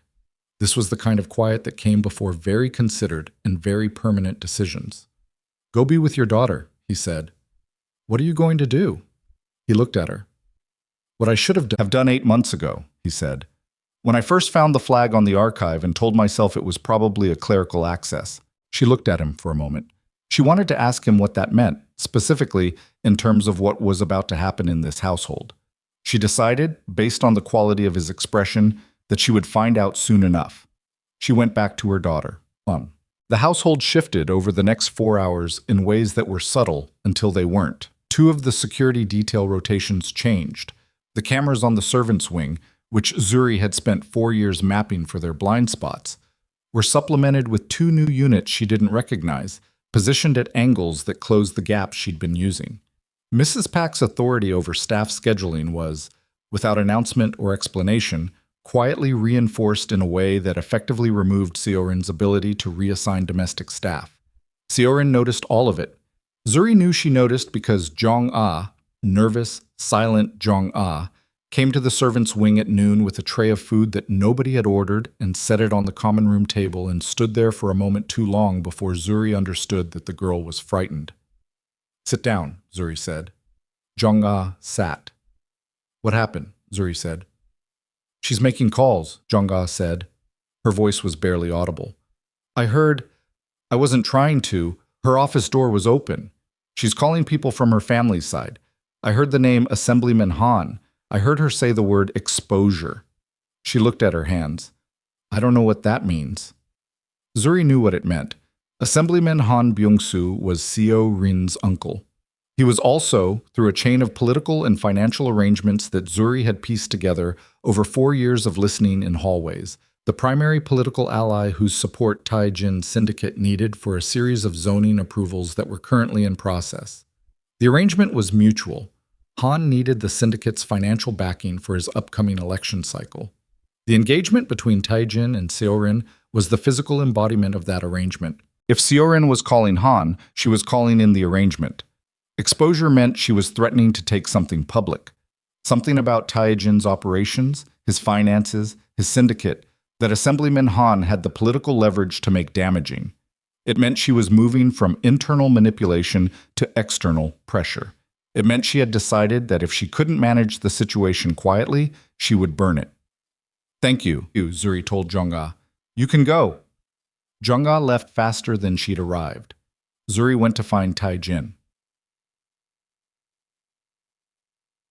I was in his home office with two men she recognized as senior members of his operation, and one she didn't. The one she didn't was in a suit that cost more than most people's monthly income and had the specific quality of focused illegibility that meant he was either a lawyer or something adjacent to law that didn't have a clean title. She knocked on the open door. Taijin looked up. Something in his face shifted when he saw her expression. "Give me 10 minutes," he said to the room. The three men filed out. The lawyer-adjacent one gave her a look she filed away for later examination. She told him about Assemblyman Han, about exposure, about the timeline. If Seorin had made those calls at noon, Han would be responding within the hour, and whatever leverage he held would be mobilized within 24 hours at the outside. Taijin listened with his elbows on the desk and his hands folded in front of his mouth, which was how he listened when he was working a problem in real time.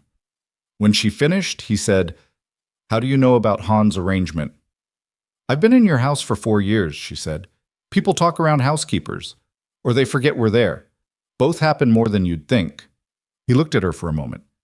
"The zoning approvals," he said. "I don't know the specifics, just the structure, just that Han is the hinge. If she exposes the syndicate's involvement in the zoning process, your approvals collapse and he takes your financial backing public as a liability instead of an asset," she said, "which means you lose the development project and he loses the scandal of association, and both of you end up—" "I know what it means," he said. She looked at him. He looked at her. "I have to move today," he said. "I know." The ceremony was scheduled for Saturday. He looked at the surface of his desk. The announcement, the formal acknowledgement of the engagement, the political event Han was using as his election cycle opener. He paused. "If I cancel it, she'll read it as the opening move and escalate immediately," Zuri said. "If I don't cancel it, she'll use the platform." He was quiet. She looked at the window behind his desk, the courtyard, the pond, the low wall where Cho left fruit for a child he'd never been asked to care for and had chosen to anyway. She thought about Nia inside, with Mrs. Pack, coloring something in a new book Zuri had bought last week with careful money. She thought about Dr. Yoon's report. She thought about 61% kidney function and what the number after that one would be if she spent another year on this floor. "Use it," she said. He looked at her. "The ceremony," she said. "Don't cancel it. Change what happens at it." She met his eyes. "She's planning to use the platform to expose you. Use the platform first." A silence. "Zuri, the records from Dr. Choi. The archive access flag. Your legal team can document that.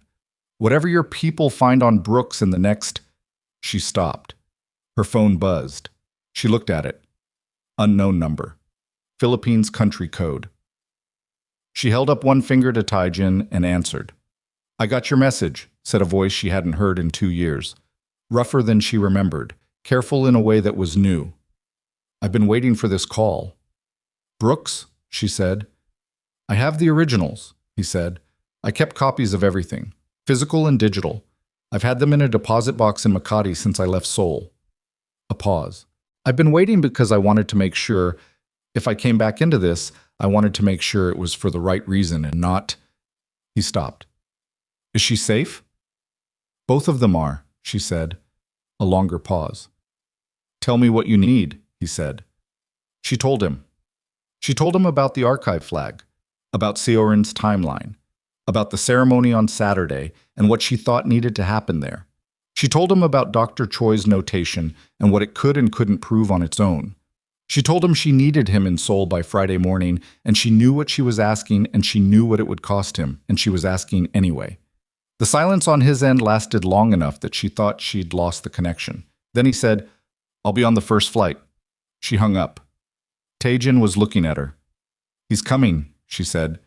Something moved through his face. She didn't try to name it. "Saturday," he said. "Saturday," she said. The next 48 hours were the most dangerous of all, because the danger was invisible. Seorin went quiet again.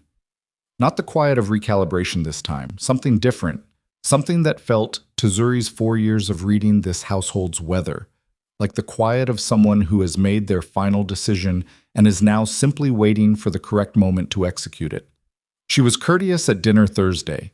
She asked Mrs. Pack about the Saturday event arrangements with a warmth that made the older woman visibly uncomfortable.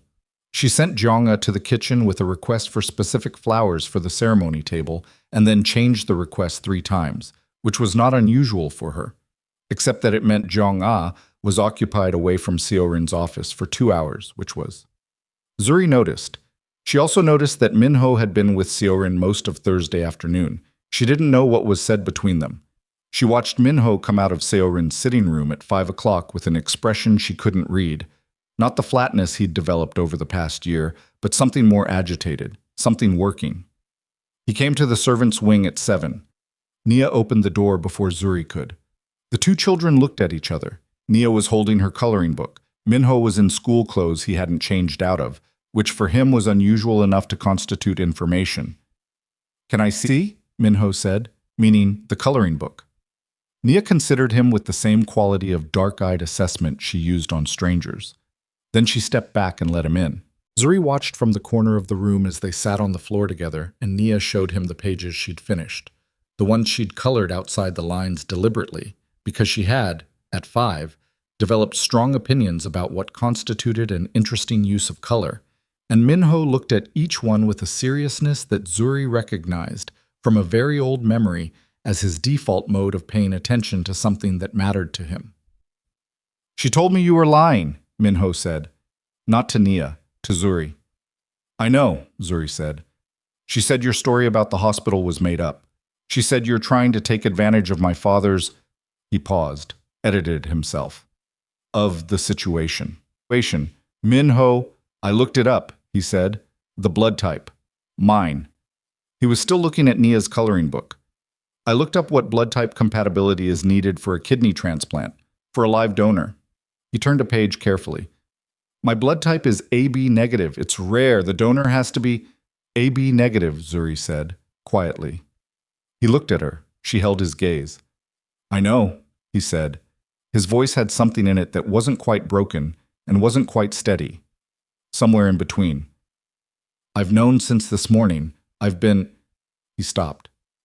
"She told me you were lying, and I wanted her to be right, and she's not." He looked back at the coloring book. "Is she?" "No," Zuri said. Nia was looking between them with the expression of a 5-year-old who knows an adult conversation is happening and is waiting with absolute patience for someone to explain the part she's supposed to understand. "She gave me something," Minho said. His voice had dropped to nearly nothing.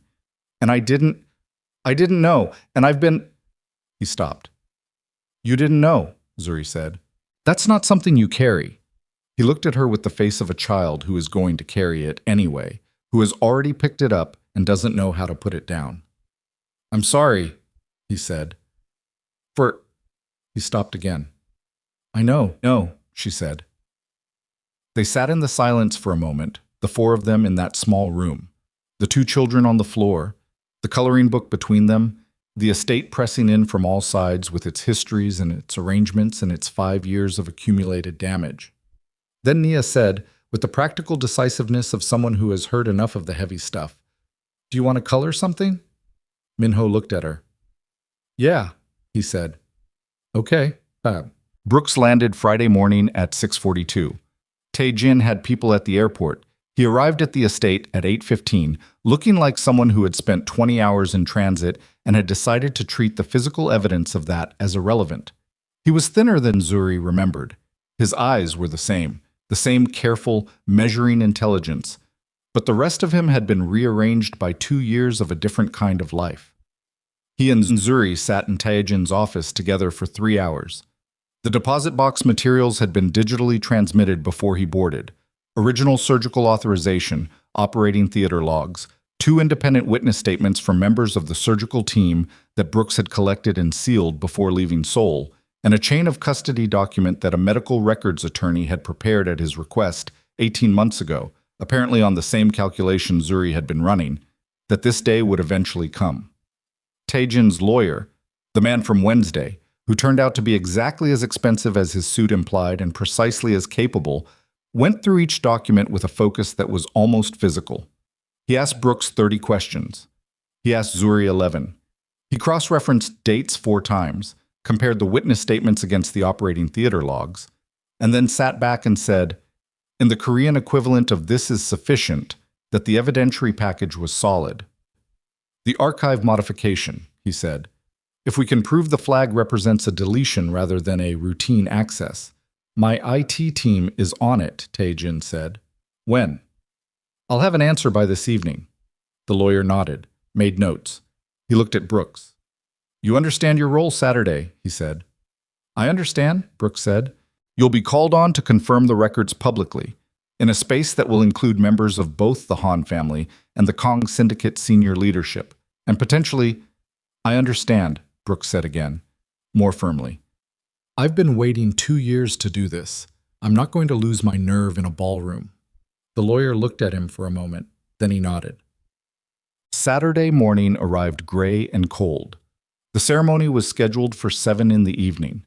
The estate's formal reception hall had been prepared over the previous 2 days by an events team that Seorin had managed with her characteristic precision, and that now, this morning, felt like a stage that 2 different plays were planning to use simultaneously. Seorin was in her suite from morning through afternoon. Jong-ah moved in and out with trays and garment bags, and the particular efficiency of someone executing a plan. 2 men arrived at the estate's main entrance at 2 o'clock who were not on the guest list. Zuri saw them from the second-floor landing, saw the way the head security lead checked with someone via earpiece before allowing them through, saw them go directly toward Seorin's wing. She told Taejin. He looked at her, said one word to the security lead. The 2 men were escorted out 20 minutes later. At 4 o'clock, Minho appeared in the servants' wing doorway again. He was in his formal clothes for the evening, dark suit, no tie yet, looking simultaneously older and younger than he'd looked 2 days ago on the floor with a coloring book. I want to sit with Nia tonight, he said, during the ceremony. If she can't be in the main hall, if you need her somewhere safe, I'll stay with her. Zuri looked at him. You're expected in the main hall, she said. I know. He straightened his jacket in a gesture that was so completely his father that it stopped her breath for half a second. I'll go in for the beginning, but when it starts, whatever's going to happen tonight, I want to be with her. She looked at this boy who had spent a year learning to look past her and past her daughter, and who had spent the last 48 hours very quietly dismantling that learning. Okay, she said. He nodded and left. At 6:30, Taejin came to her door. She was dressed, not in anything she'd owned in a previous life, not in anything ceremonial, just the best thing she had in the small wardrobe of someone who had spent 4 years buying practical clothes. She was aware of the insufficiency of it. She was too tired to care about the insufficiency of it. He looked at her for a moment without speaking. Then he said, How are you feeling? Ask me in 3 hours, she said. Something moved at the corner of his mouth. Not quite what it used to be, but the shape of it was familiar enough that it landed somewhere in her chest and stayed. Brooks is in position, he said. My lawyer has the documents. The IT team confirmed the archive deletion at 9 this evening. They can demonstrate it was a targeted removal rather than routine maintenance. He paused. Assemblyman Han arrived 20 minutes ago. He doesn't know what tonight is. He thinks it's the engagement announcement. And Seorin? She thinks the same thing. He looked at her steadily. I need you in that room tonight, Zuri. Not in the corridor, not 2 floors below. In the room. She looked at him. I know what I'm asking, he said. Do you? Yes. He held her gaze without flinching. I'm asking you to stand in that room and let the truth be said in front of everyone who needs to hear it. I know what that costs you. I know you would rather it happen quietly somewhere else, on paper, without an audience. He paused. It needs an audience. Because Seorin's version of this only lives in the dark. It needs light, she said. Yes. She looked at the window. The courtyard was lit for the evening. Warm lights along the perimeter, the goldfish pond still in the cold air. The low wall where Cho left fruit was empty. Just stone. Where's Nia? She said. with Mrs. Pak, and Minho is on his way there now. She looked at him. All right, she said. The reception hall held 60 people. Zuri entered through the service door at the back at 7:03 when the room was already arranged.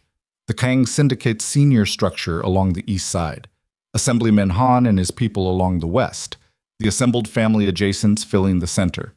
The flowers Seorin had specified, white, structured, expensive, were on every surface. The lighting was the formal kind that made everyone look like a photograph of themselves.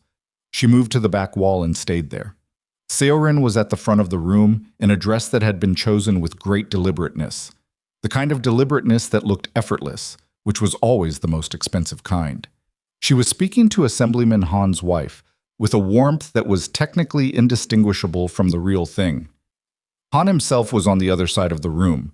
He was a compact man in his 60s with the political face, the one that was always slightly performing ease. He saw Taejin enter and move toward him with his hand already extended, already working through the greeting. Taejin shook it. He didn't look across the room at Zuri, but she knew he knew where she was. Brooks was near the east door in a suit someone had clearly helped him acquire in the last 12 hours. He looked like what he was, a man who had been living a quiet, reduced life and had come back to one room where the stakes were something else entirely. He caught her eye briefly, nodded once. At 7:15, Taejin moved to the front of the room. The conversation settled. The room went into the listening position that rooms go into when the person who controls the space decides it's time. He spoke for 3 minutes about the evening, the gathering, the relationship between the Kang and Han families. He spoke well. He had always been able to speak well in rooms like this. The particular skill of a man who had learned early that language was its own kind of power. He said enough to convince everyone present that the evening was exactly what they'd expected. Then he stopped. And in the stop, in the very specific quality of the silence he placed there, the deliberate weight of it, the room understood, before he said another word, that it was not. There's something else tonight, he said.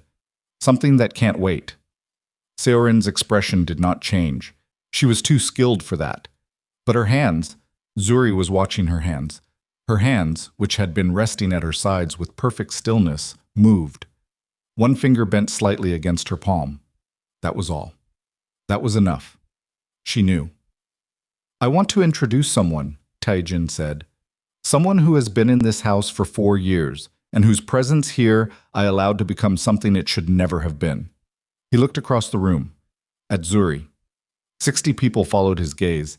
She had known this moment was coming.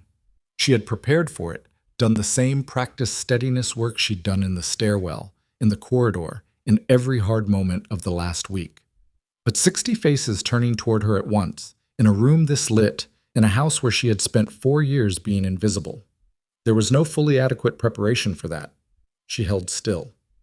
This is Zuri Coleman, Taejin said. She is the mother of my daughter. She's the woman who, 5 years ago, saved my life and my son's life by donating part of her liver and one of her kidneys during the assassination attempt that this room knows about, and that everyone in this room believed I recovered from through the care of the syndicate's medical facility and the support of Han Seo-rin. The room was very still. Han's political face had not moved. Seo-rin's expression was still composed. But she had taken one small step forward, and the quality of her stillness had changed into the quality of something about to move. I have documentation, Taejin said, for anyone who requires it.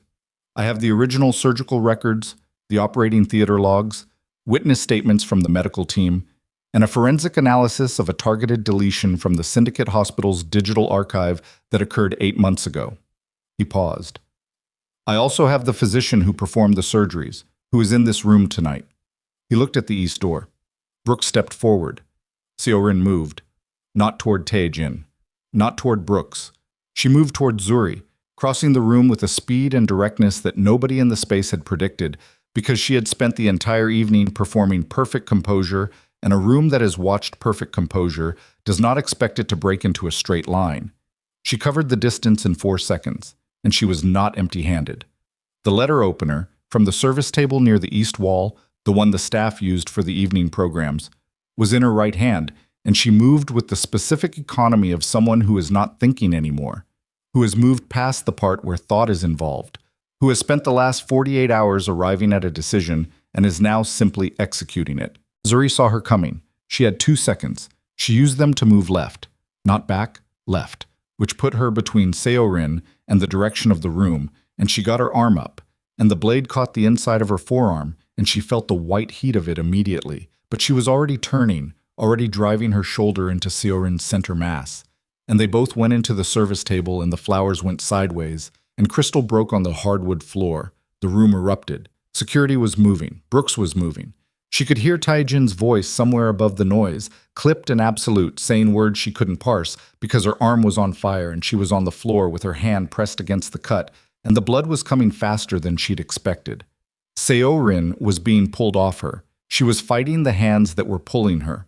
Not silently, not with composure, with a rage that was completely unmanaged and completely real, the first entirely real thing Zuri had seen from her in 4 years, which was a strange moment to find that clarifying.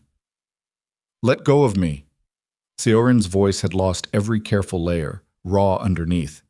"Let go, she's lying, she's been lying, she has nothing, let go of me."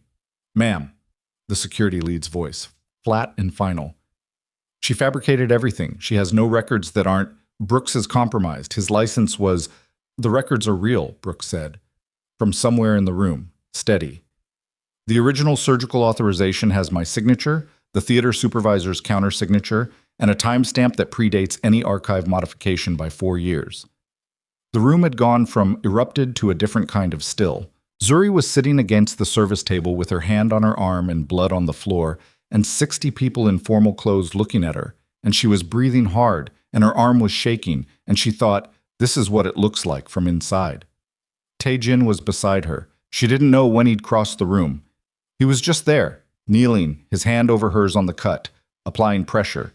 And she looked at his face from very close and saw something she hadn't seen in 5 years, something she'd thought she'd given up access to when she'd signed her name on a form in a hospital and decided what was worth sacrificing.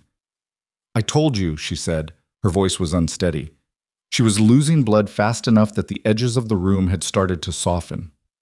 "I told you I didn't want you to feel responsible." "I know," he said. "I meant it." "I know you meant it." His hand pressed harder on the cut. His other hand came up and held the side of her face, and she felt the warmth of it across her cheekbone, across her jaw, the specific weight of a hand she had told herself. For 5 years, she did not need to feel again.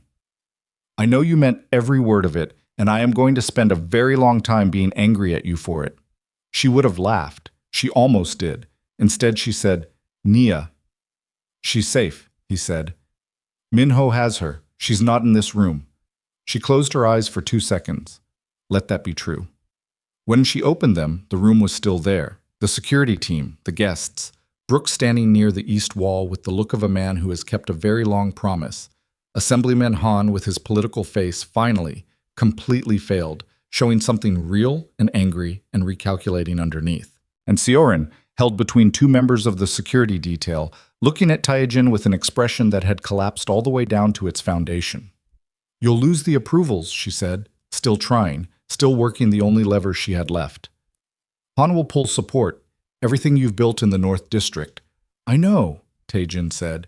He didn't look away from Zuri's face. "The syndicate's political position?"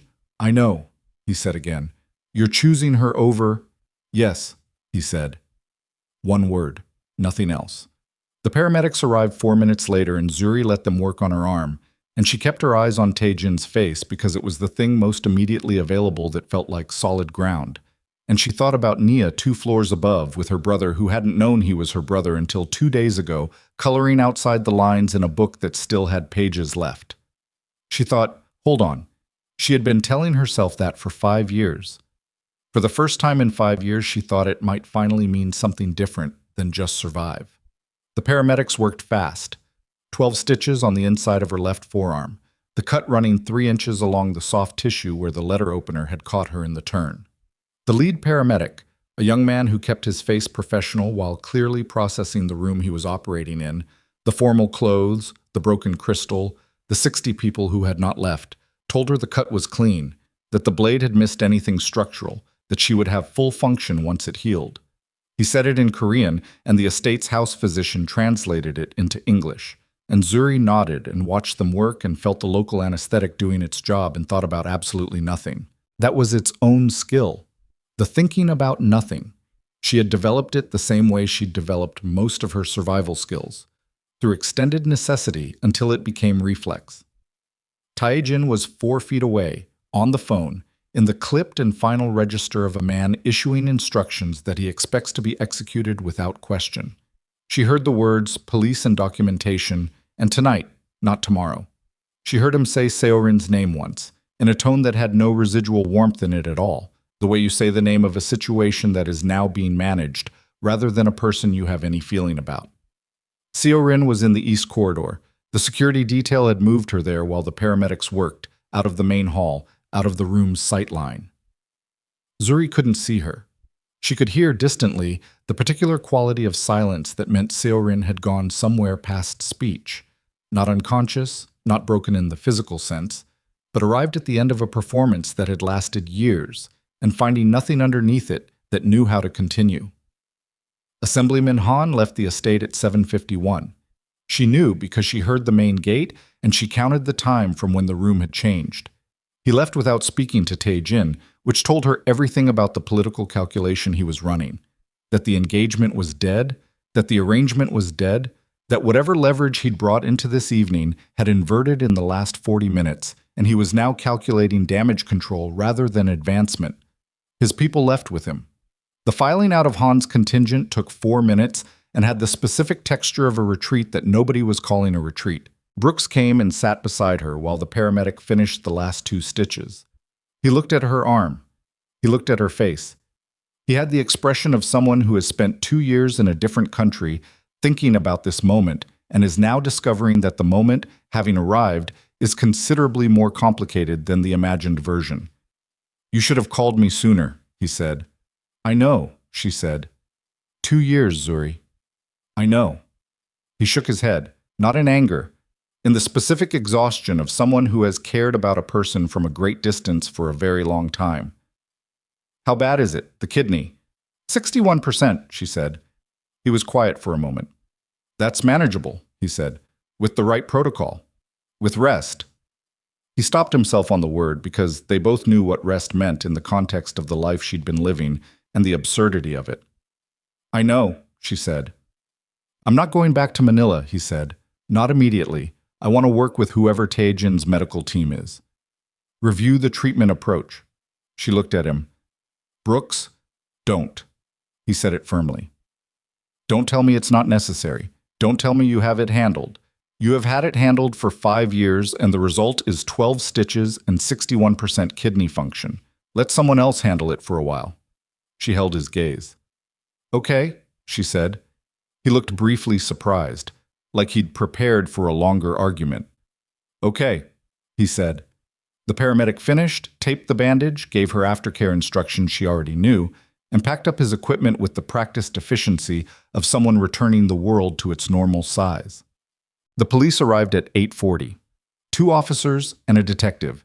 The detective was someone Taejin clearly knew, not with warmth, but with the specific mutual recognition of 2 people who have operated in adjacent territories for long enough that the territory of each is legible to the other. They went to the east corridor. Zuri heard voices. She heard Seorin's voice once, a single sentence in Korean, sharp, and then cut off. And then nothing. She didn't watch. She sat in the main hall, which had mostly emptied now, the Kong Syndicate's senior structure filtering out in groups of 2 and 3, with the careful faces of men who had just witnessed something they needed time to process and strategize around. A few of them looked at her on the way out. She held the looks without expression, and they moved on. Mrs. Pak appeared with tea that nobody had asked for, set it on the table beside Zuri, and stood there for a moment. "She used the letter opener from the service station," Mrs. Pak said. The setup tonight, I should have thought about." "You couldn't have anticipated it," Zuri said. "Still." The older woman's jaw was tight. "Sit down, Mrs. Pak." She sat. It was, Zuri thought, possibly the first time she'd ever seen the woman sit in a non-functional context. She held her clipboard on her lap and looked at the flowers on the table and breathed. 4 years, Mrs. Pak said. I managed this household for 4 years and didn't know. I didn't want you to know, Zuri said. I was careful. Yes. A pause. You were very careful. Another pause. Too careful, probably. Zuri thought about how to answer that. She decided not to. Nia has been asking for you, Mrs. Pack said. I told her you were busy, that you'd be up soon. Zuri stood. Wait. Mrs. Pack stood too, held out her hand. In it was a small folded paper, an orange slice wrapper, she realized, from the kitchen's produce. On it, in the careful printing of someone who had not had much formal education but had made the most of what they'd had, were 5 Korean characters. She couldn't read it. Cho left it, Mrs. Pack said. He said, he asked me to tell you. It says, you are not a guest here. She paused. He said you would understand. Zuri looked at the paper. She did understand. She folded it and put it in her pocket and went upstairs.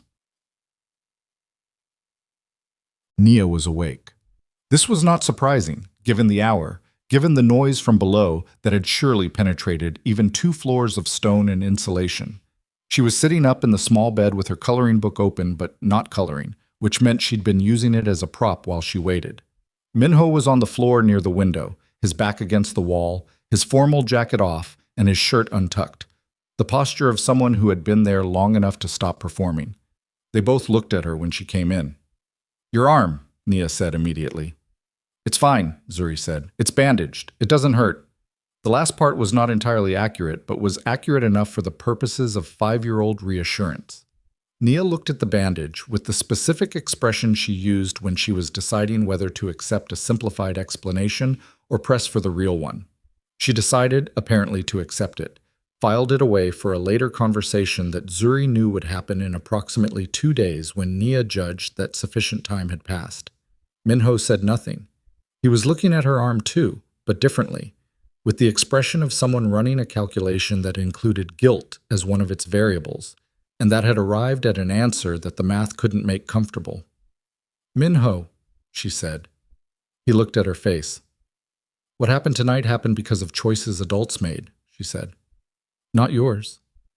I know, he said, in the same tone as earlier, the voice that knew something and was going to carry it anyway. Come here, she said. He stood up from the floor. He crossed the room with the particular self-consciousness of a 9-year-old who is trying to manage his emotions in front of people and finding that the management is imperfect. He stopped 2 feet from her. She put her unbandaged arm around him. He went rigid for about 3 seconds. The physical memory of not being this, of having learned over the past year to maintain a certain distance from certain people. And then he didn't. His forehead dropped against her shoulder and she felt him breathe, one long, unsteady breath, and then another, and she held him with her good arm and didn't say anything else because there wasn't anything else that the moment needed. Nia watched from the bed with her dark, serious eyes. Then she scooted sideways and patted the space beside her, in the precise, hospitable manner of someone who has decided that an invitation is warranted. Minho pulled back. He looked at Zuri. She nodded once. He went and sat next to Nia on the small bed, and Nia opened the coloring book to a new page and said, "This one, you pick the colors." He looked at the page. It was a drawing of a large house with a garden. "Can I do the garden part?" he said. "Yes," Nia said, "but outside the lines." He looked at her. "Why outside?" "Because it's more interesting," she said with the absolute authority of someone who has thought carefully about this. He picked up a green crayon. Zuri sat in the chair by the window and watched them and felt something in her chest that was not comfortable, not pain, not happiness, but the complicated specific weight of things that had been carried for a very long time beginning, just slightly, to shift. Taejin came up at 10. The estate below was quiet by then.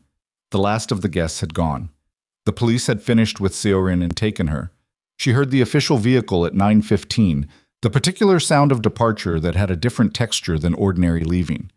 Brooks had been put in one of the guest suites. The main hall was presumably still strewn with displaced flowers and broken crystal, a problem for morning. He came into the servants' wing corridor and stopped at the open door.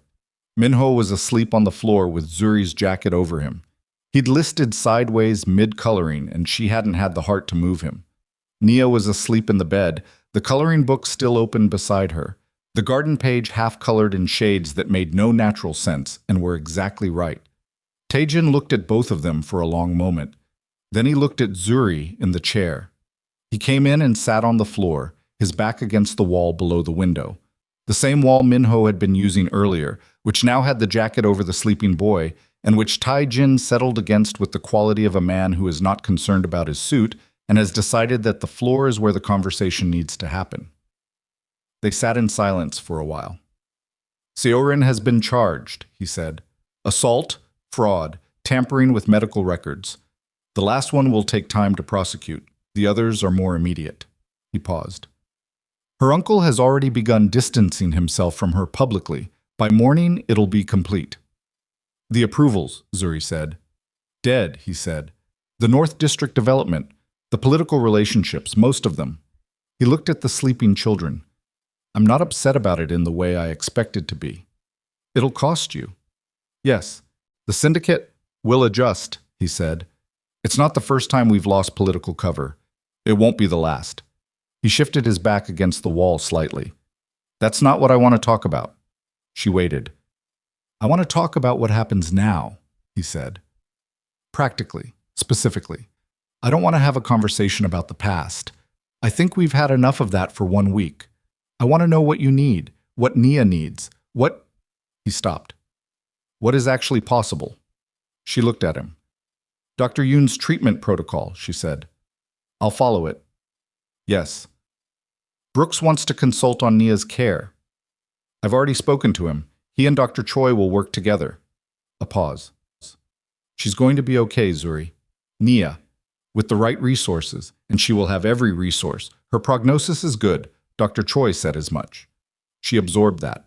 Let it be true in the way she'd been letting things be true tonight. Slowly, carefully, the way you test weight-bearing on something you're not sure can hold. Minho, she said. He's going to need time, Taejin said, to process what he's learned, He paused. He came to me yesterday, the blood type thing. He'd looked it up himself. I know, he told me. He's angry, Taejin said. Not at you, at the situation, at the years of it.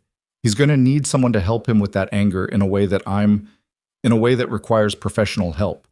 I'm going to get him that. She nodded. And you, he said. She looked at the window.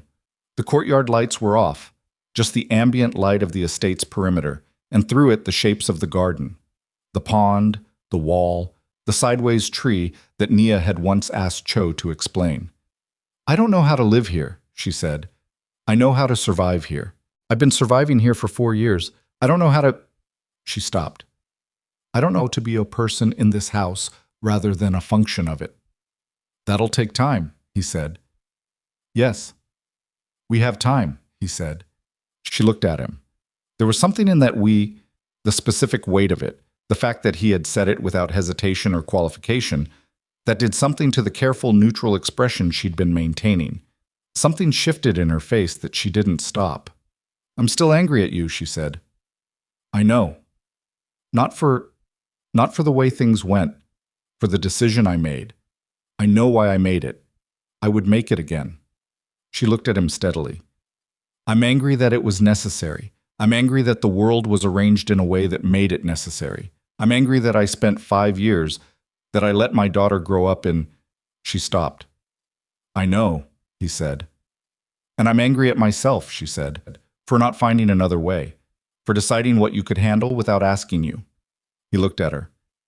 I'm also angry at myself, he said, for believing a version of you that didn't sound like you, for being angry enough that I didn't... He stopped. For 5 years of not looking harder. You thought I left.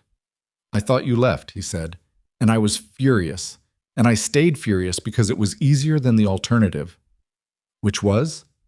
He looked at the sleeping children, at Minho's face, slack with sleep on the floor, at Nia's dark curls against the pillow. Missing you, he said. The room was very quiet. She looked at him for a long time. He looked back. Neither of them moved toward the other. The distance between them, the wall of accumulated years and decisions and silence, was not a thing that closed in a single night. They both knew that. They'd both earned enough hard knowledge by now to be honest about what things cost and how long they took. But the distance was different now than it had been an hour ago. That was something. Sob. She slept in the chair. She didn't intend to. She'd meant to move to the bed once Nia was deeply enough under. But at some point between 11 and midnight, her body made the decision without consulting her, and she woke at 6 in the morning with the specific stiffness of someone who has spent a night in a chair and her bandaged arm in her lap and the sound of the estate waking up below. Minho was gone. He'd moved himself at some point in the night back to his own room without waking anyone. He'd folded the jacket she'd put over him and left it on the floor beside where he'd been. Nia was awake before her. She was sitting cross-legged on the bed looking at the coloring book, the garden page, turning it so the light fell differently across it. She looked up when she heard Zuri move.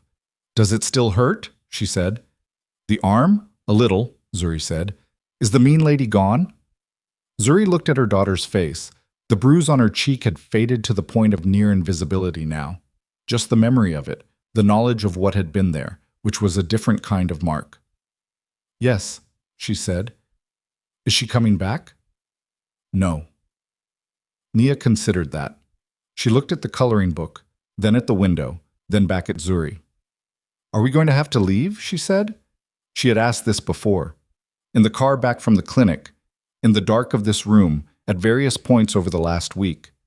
Each time Zuri had answered it with the same false certainty, the mother's certainty, the one that had no evidence behind it, but the absolute necessity of having an answer. This time was different. "No," she said.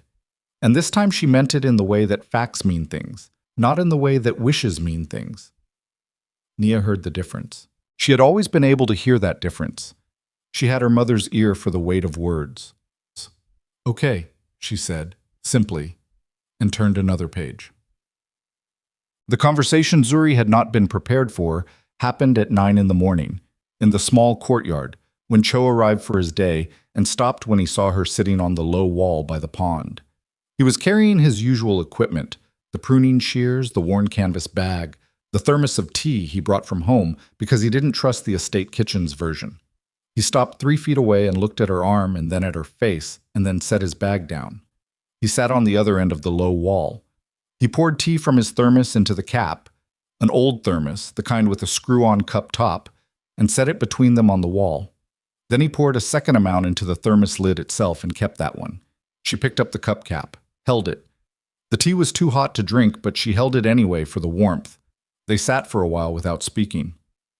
"You're staying," he said finally. "Yes," she said. He nodded.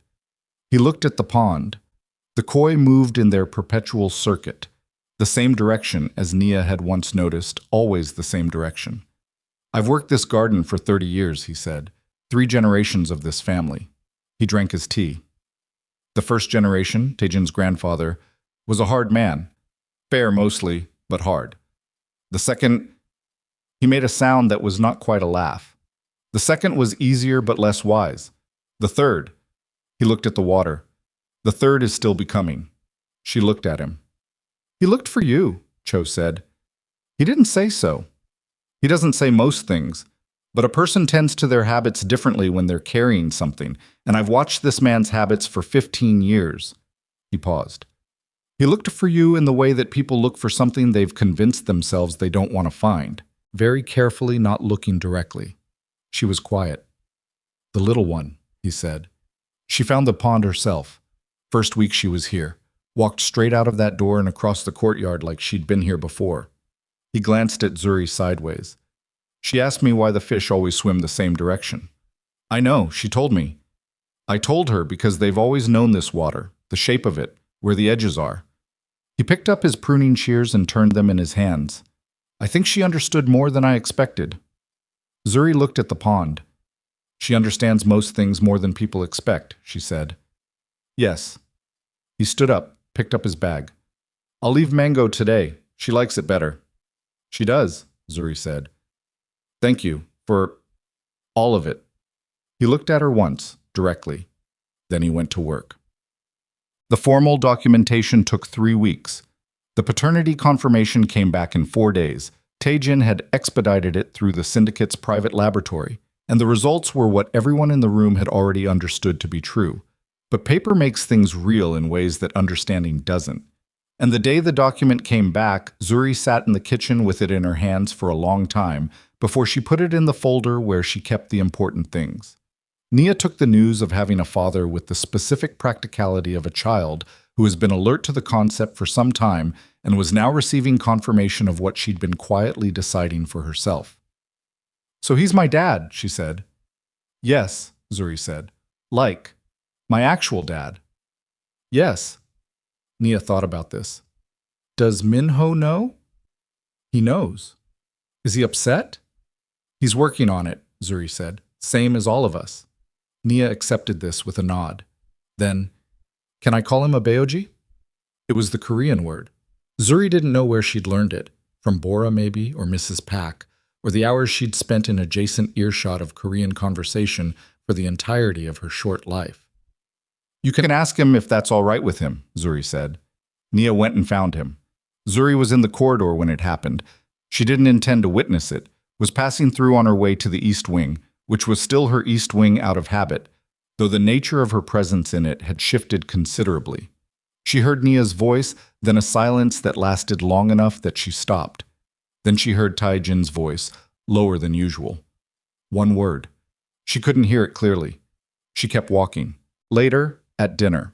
The first dinner they ate as something resembling a configuration of people rather than separate schedules passing in the same building. Nia called him a Beoji, and Taejin's face did something that he did not attempt to control, which was, for a man who controlled most things most of the time, its own kind of answer. Minho watched. He was still working on it. She could see him working on it, the anger that Taejin had recognized, the thing that needed professional space to be processed. Taejin had arranged the therapist, a careful woman named Dr. Kwan, who came to the estate twice a week, and whose voice Zuri occasionally heard through the closed study door, patient and unhurried. Minho was not an easy patient. He was too much his father's son for easy, too accustomed to managing his own interior, too good at performing stability for the people around him. But he came back from each session, and he came to dinner and he was present, which was its own form of effort. One evening, about 2 weeks after the night of the ceremony, he knocked on the door of the room that had stopped being a servant's room and was becoming, slowly and with the awkwardness of things that are changing, something else. Zuri opened it. He stood there for a moment. "I looked at the scar," he said. She looked at him. "The kidney surgery scar," he said. "I looked up what it looks like. What the extent of it." He paused. "I know you don't want me to feel... Minho..." "Let me finish," he said, quietly. With the same quality she'd used in the stairwell, a week that felt like a year ago. She let him. "I know you don't want me to feel like I owe you something," he said. "I know that's not why you did it. I know..." He stopped. "I'm not going to stop feeling it just because I know the logic. I'm not going to pretend I don't." He looked at her steadily. "Dr. Kwan says that's okay, that I don't have to, that feeling it isn't the same as being controlled by it." "She's right," Zuri said. "I know." He breathed. "I also want to say something else, that I'm... for the way I..." He stopped, jaw working. "For the things I said to Nia, the way I..." "She knows," Zuri said. "I need to say it to her." "I know. You will." "I already did," he said. "Yesterday." She said it was okay, and then she made me color 3 pages of her book as penance, which I think is... A breath that was almost a laugh. "I think that's fair." Zuri looked at his face. 9 years old and already so much of the weight of the world in his eyes, already so much that he'd had to sort through in a very short time. "Come in," she said. He came in. He sat on the floor the way he kept sitting on this floor, as if it was a place he was allowed to be without having to explain himself. They sat together for a while. It wasn't comfortable in the way that easy things are comfortable. It was the different kind, the earned kind, the kind that doesn't require anyone to pretend. The identity arrived on a Tuesday in the 4th week. Taijin's people had been working on it since the night of the ceremony. The legal team, in conjunction with an investigator who specialized in the kind of cases that existed in the space between deliberate erasure and institutional failure. The investigator's report, which arrived in 2 sections on 2 different mornings, was the first time Zuri learned the full scope of what had been done to her. She had known she'd been erased. She had known her name, her history, Her family connections had been cut. She had not known, until she read the report, that the cutting had been surgical, that someone had specifically and deliberately targeted the records of a child born to a family named Frost, that the Frost family was not the American middle-class family she'd constructed in her imagination of a past she couldn't access, and that the organization behind the erasure had been connected, through channels that required professional untangling, to the same network of financial interests that had funded the alliance between the Han family and the people who had arranged Zuri's original disappearance. The investigator explained it to her in Taejin's office, with Taejin present and the lawyer present, and she listened to the whole thing twice because the first time she heard it the way you hear things when your mind is trying to process something that changes the shape of a large number of previously fixed coordinates. Her name was Amara Frost. She had known that, distantly. She had the birth certificate, had carried it through 4 countries in the lining of a jacket. What she hadn't known was what Frost meant in the context of the international business infrastructure that bore it. What it meant financially, reputationally, in terms of the connections and histories and claims that had been excised when she was 17 years old and handed a false identity and told that her family was gone. Her family was not entirely gone. There was a cousin, older, nearly 50 now, based in London, who had been looking for Amara Frost for 20 years through channels that kept returning nothing because the erasure had been clean enough that nothing was exactly what the channels contained.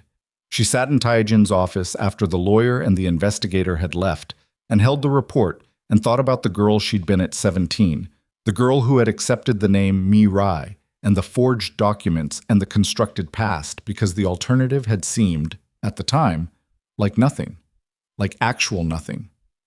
Taejin was at his desk. He watched her without speaking. "I don't know who she is," Zuri said. "Amara Frost. I know the name. I don't know the person." "You have time," he said. "What if—" She stopped. "What if who I became while I was surviving is— what if that's who I actually am now? What if there's no going back to something I was before I had to be other things?" He considered this seriously, the way he considered things that deserved serious consideration. "I don't think you go back," he said. "I think what you learn is that you were both things, that you were always both." She looked at the report. "I want to contact the cousin," she said. "I know. My people can facilitate. I want to do it myself," she said. He looked at her. "All right," he said. "Well," she wrote the letter by hand. Not an email. Not through an intermediary. She sat at the small table by the window that was no longer the servants' room window, but was still for now the window she knew best, with paper and a pen, and she wrote a letter to a woman she had never met who had been looking for her for 20 years. She didn't try to explain everything. She explained enough. She told her name. Both of them, because they were both true. She told her she had a daughter. She told her that she was in Seoul, that she was safe, that she had been safe for some time now and was becoming slowly more certain of what that safety was built on. She did not tell her she was sorry. She had not done anything to be sorry for. But she told her, in the last line, in the plainest language she could find, that she was glad someone had kept looking. She sealed it and gave it to Taejin's lawyer to process through the contact information the investigator had provided, and then she went out to the courtyard and sat on the low wall by the pond and watched the koi move in their circuit and waited for something to land. What landed was Nia, running through the courtyard door with her shoes on the wrong feet and her hair loose and a crayon still in her hand from whatever she'd been doing upstairs. "Mama," she said, "come see." "What is it?" "Minho taught me to write my name in Korean. Come see, I did it 6 times. "In a minute." "No, now," Nia said, with the absolute authority of someone who has calculated that now is the correct time. Zuri looked at her daughter, the healed cheek, the dark eyes that held everything and let nothing go unnecessarily. The crayon, orange, she noted, which she would have expected from a child of this particular lineage. "Okay," she said. She got up from the wall.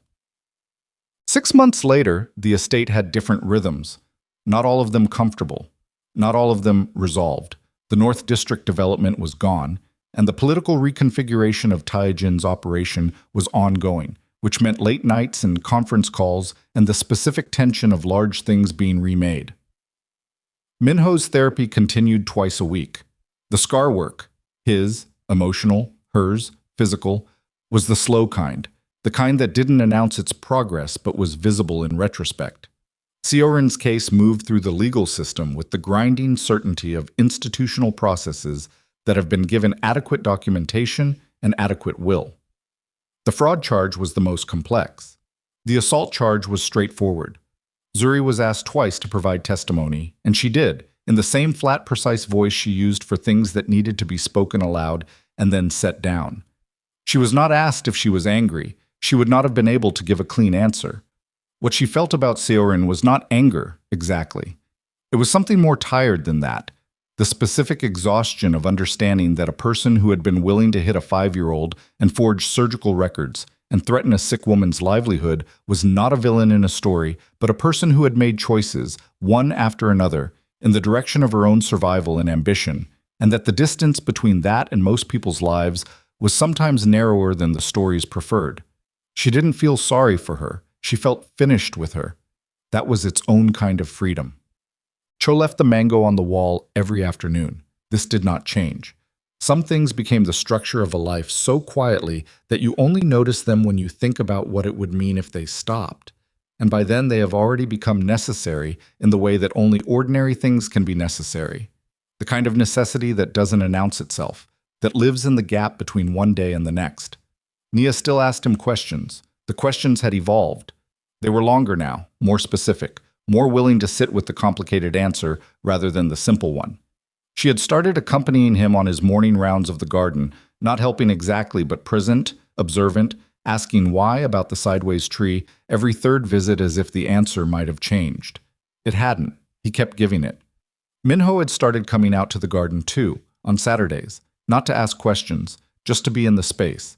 He and Cho worked in a companionable silence that didn't require explanation, and Zuri, watching from the east wing window on those mornings, thought about the orange slices that had been a form of communication before anyone was willing to say anything directly, and about the ways that care, in this household, had always had to find forms that weren't the obvious ones. That was changing, slowly, imperfectly, in the halting, non-linear way of things that have been badly misaligned for a long time and are being moved back toward each other with attention and effort and the occasional catastrophic miscommunication. But changing. The night she decided to tell Taijin she loved him was an unremarkable night. She wasn't going to tell him. She had not been planning to tell him, had been operating under the understanding that the territory between them was being navigated carefully, that declarations required more ground than 6 months of difficult reconstruction, that she was a person who had spent 5 years learning to need nothing and was now in the unsteady process of unlearning that. It was late. The children were asleep. She was in the corridor outside his office, passing on her way back from the kitchen, and she stopped because the office light was on and the door was open and she could see him through it. He was at his desk. He had the photograph in his hand.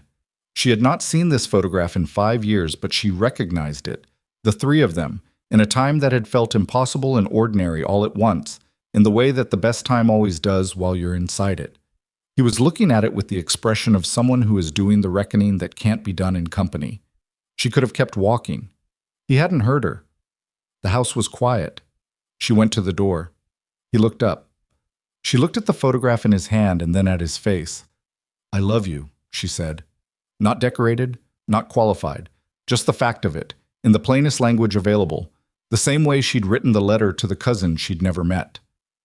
He looked at her for a long moment. "I know," he said. "That's not—" "I know," he said again, different, slower. "I've known since I watched you put yourself between Naya and everything that room had in it, with 1 working kidney and 12 future stitches on the inside of your arm." He set the photograph down. "I knew. I was waiting." "For what?" "For you to be ready to say it," he said, "instead of just carrying it." She looked at him. He stood up from the desk. He crossed the room and stopped a foot from her, close enough that the light from the office fell across both of them, close enough that she could hear him breathe. "I love you," he said.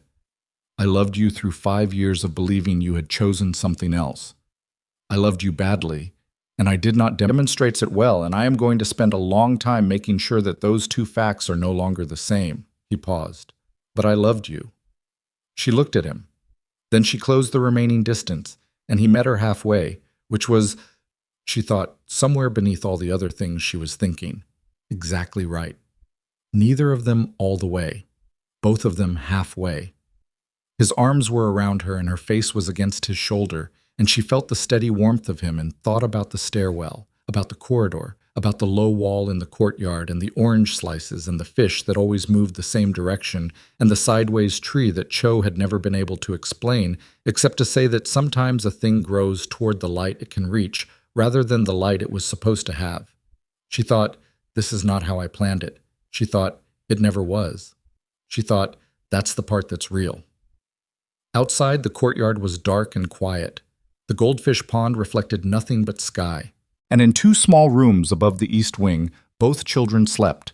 The boy who was learning that grief and love could live in the same body without either one canceling the other. And the girl who had known all along that her mother's no meant something solid, and who had been right, and who would grow up in this house with its garden and its impossible fish and its old man who left fruit on a wall without ever needing to explain why. In the morning, there would be more. There would always be more. The legal processes, the medical appointments, the slow architecture of a family being built out of salvaged and damaged and still standing materials, the work of it, the dailiness of it, the ordinary, hard, ongoing fact of choosing to be present in your own life after years of survival had made presence feel like a luxury you couldn't afford. But tonight the courtyard was quiet and the house was warm, and Zuri, Amara, the woman who had been both and was becoming something that held both without either canceling the other, was exactly where she was. That was enough. That had always been enough. It had just taken a very long time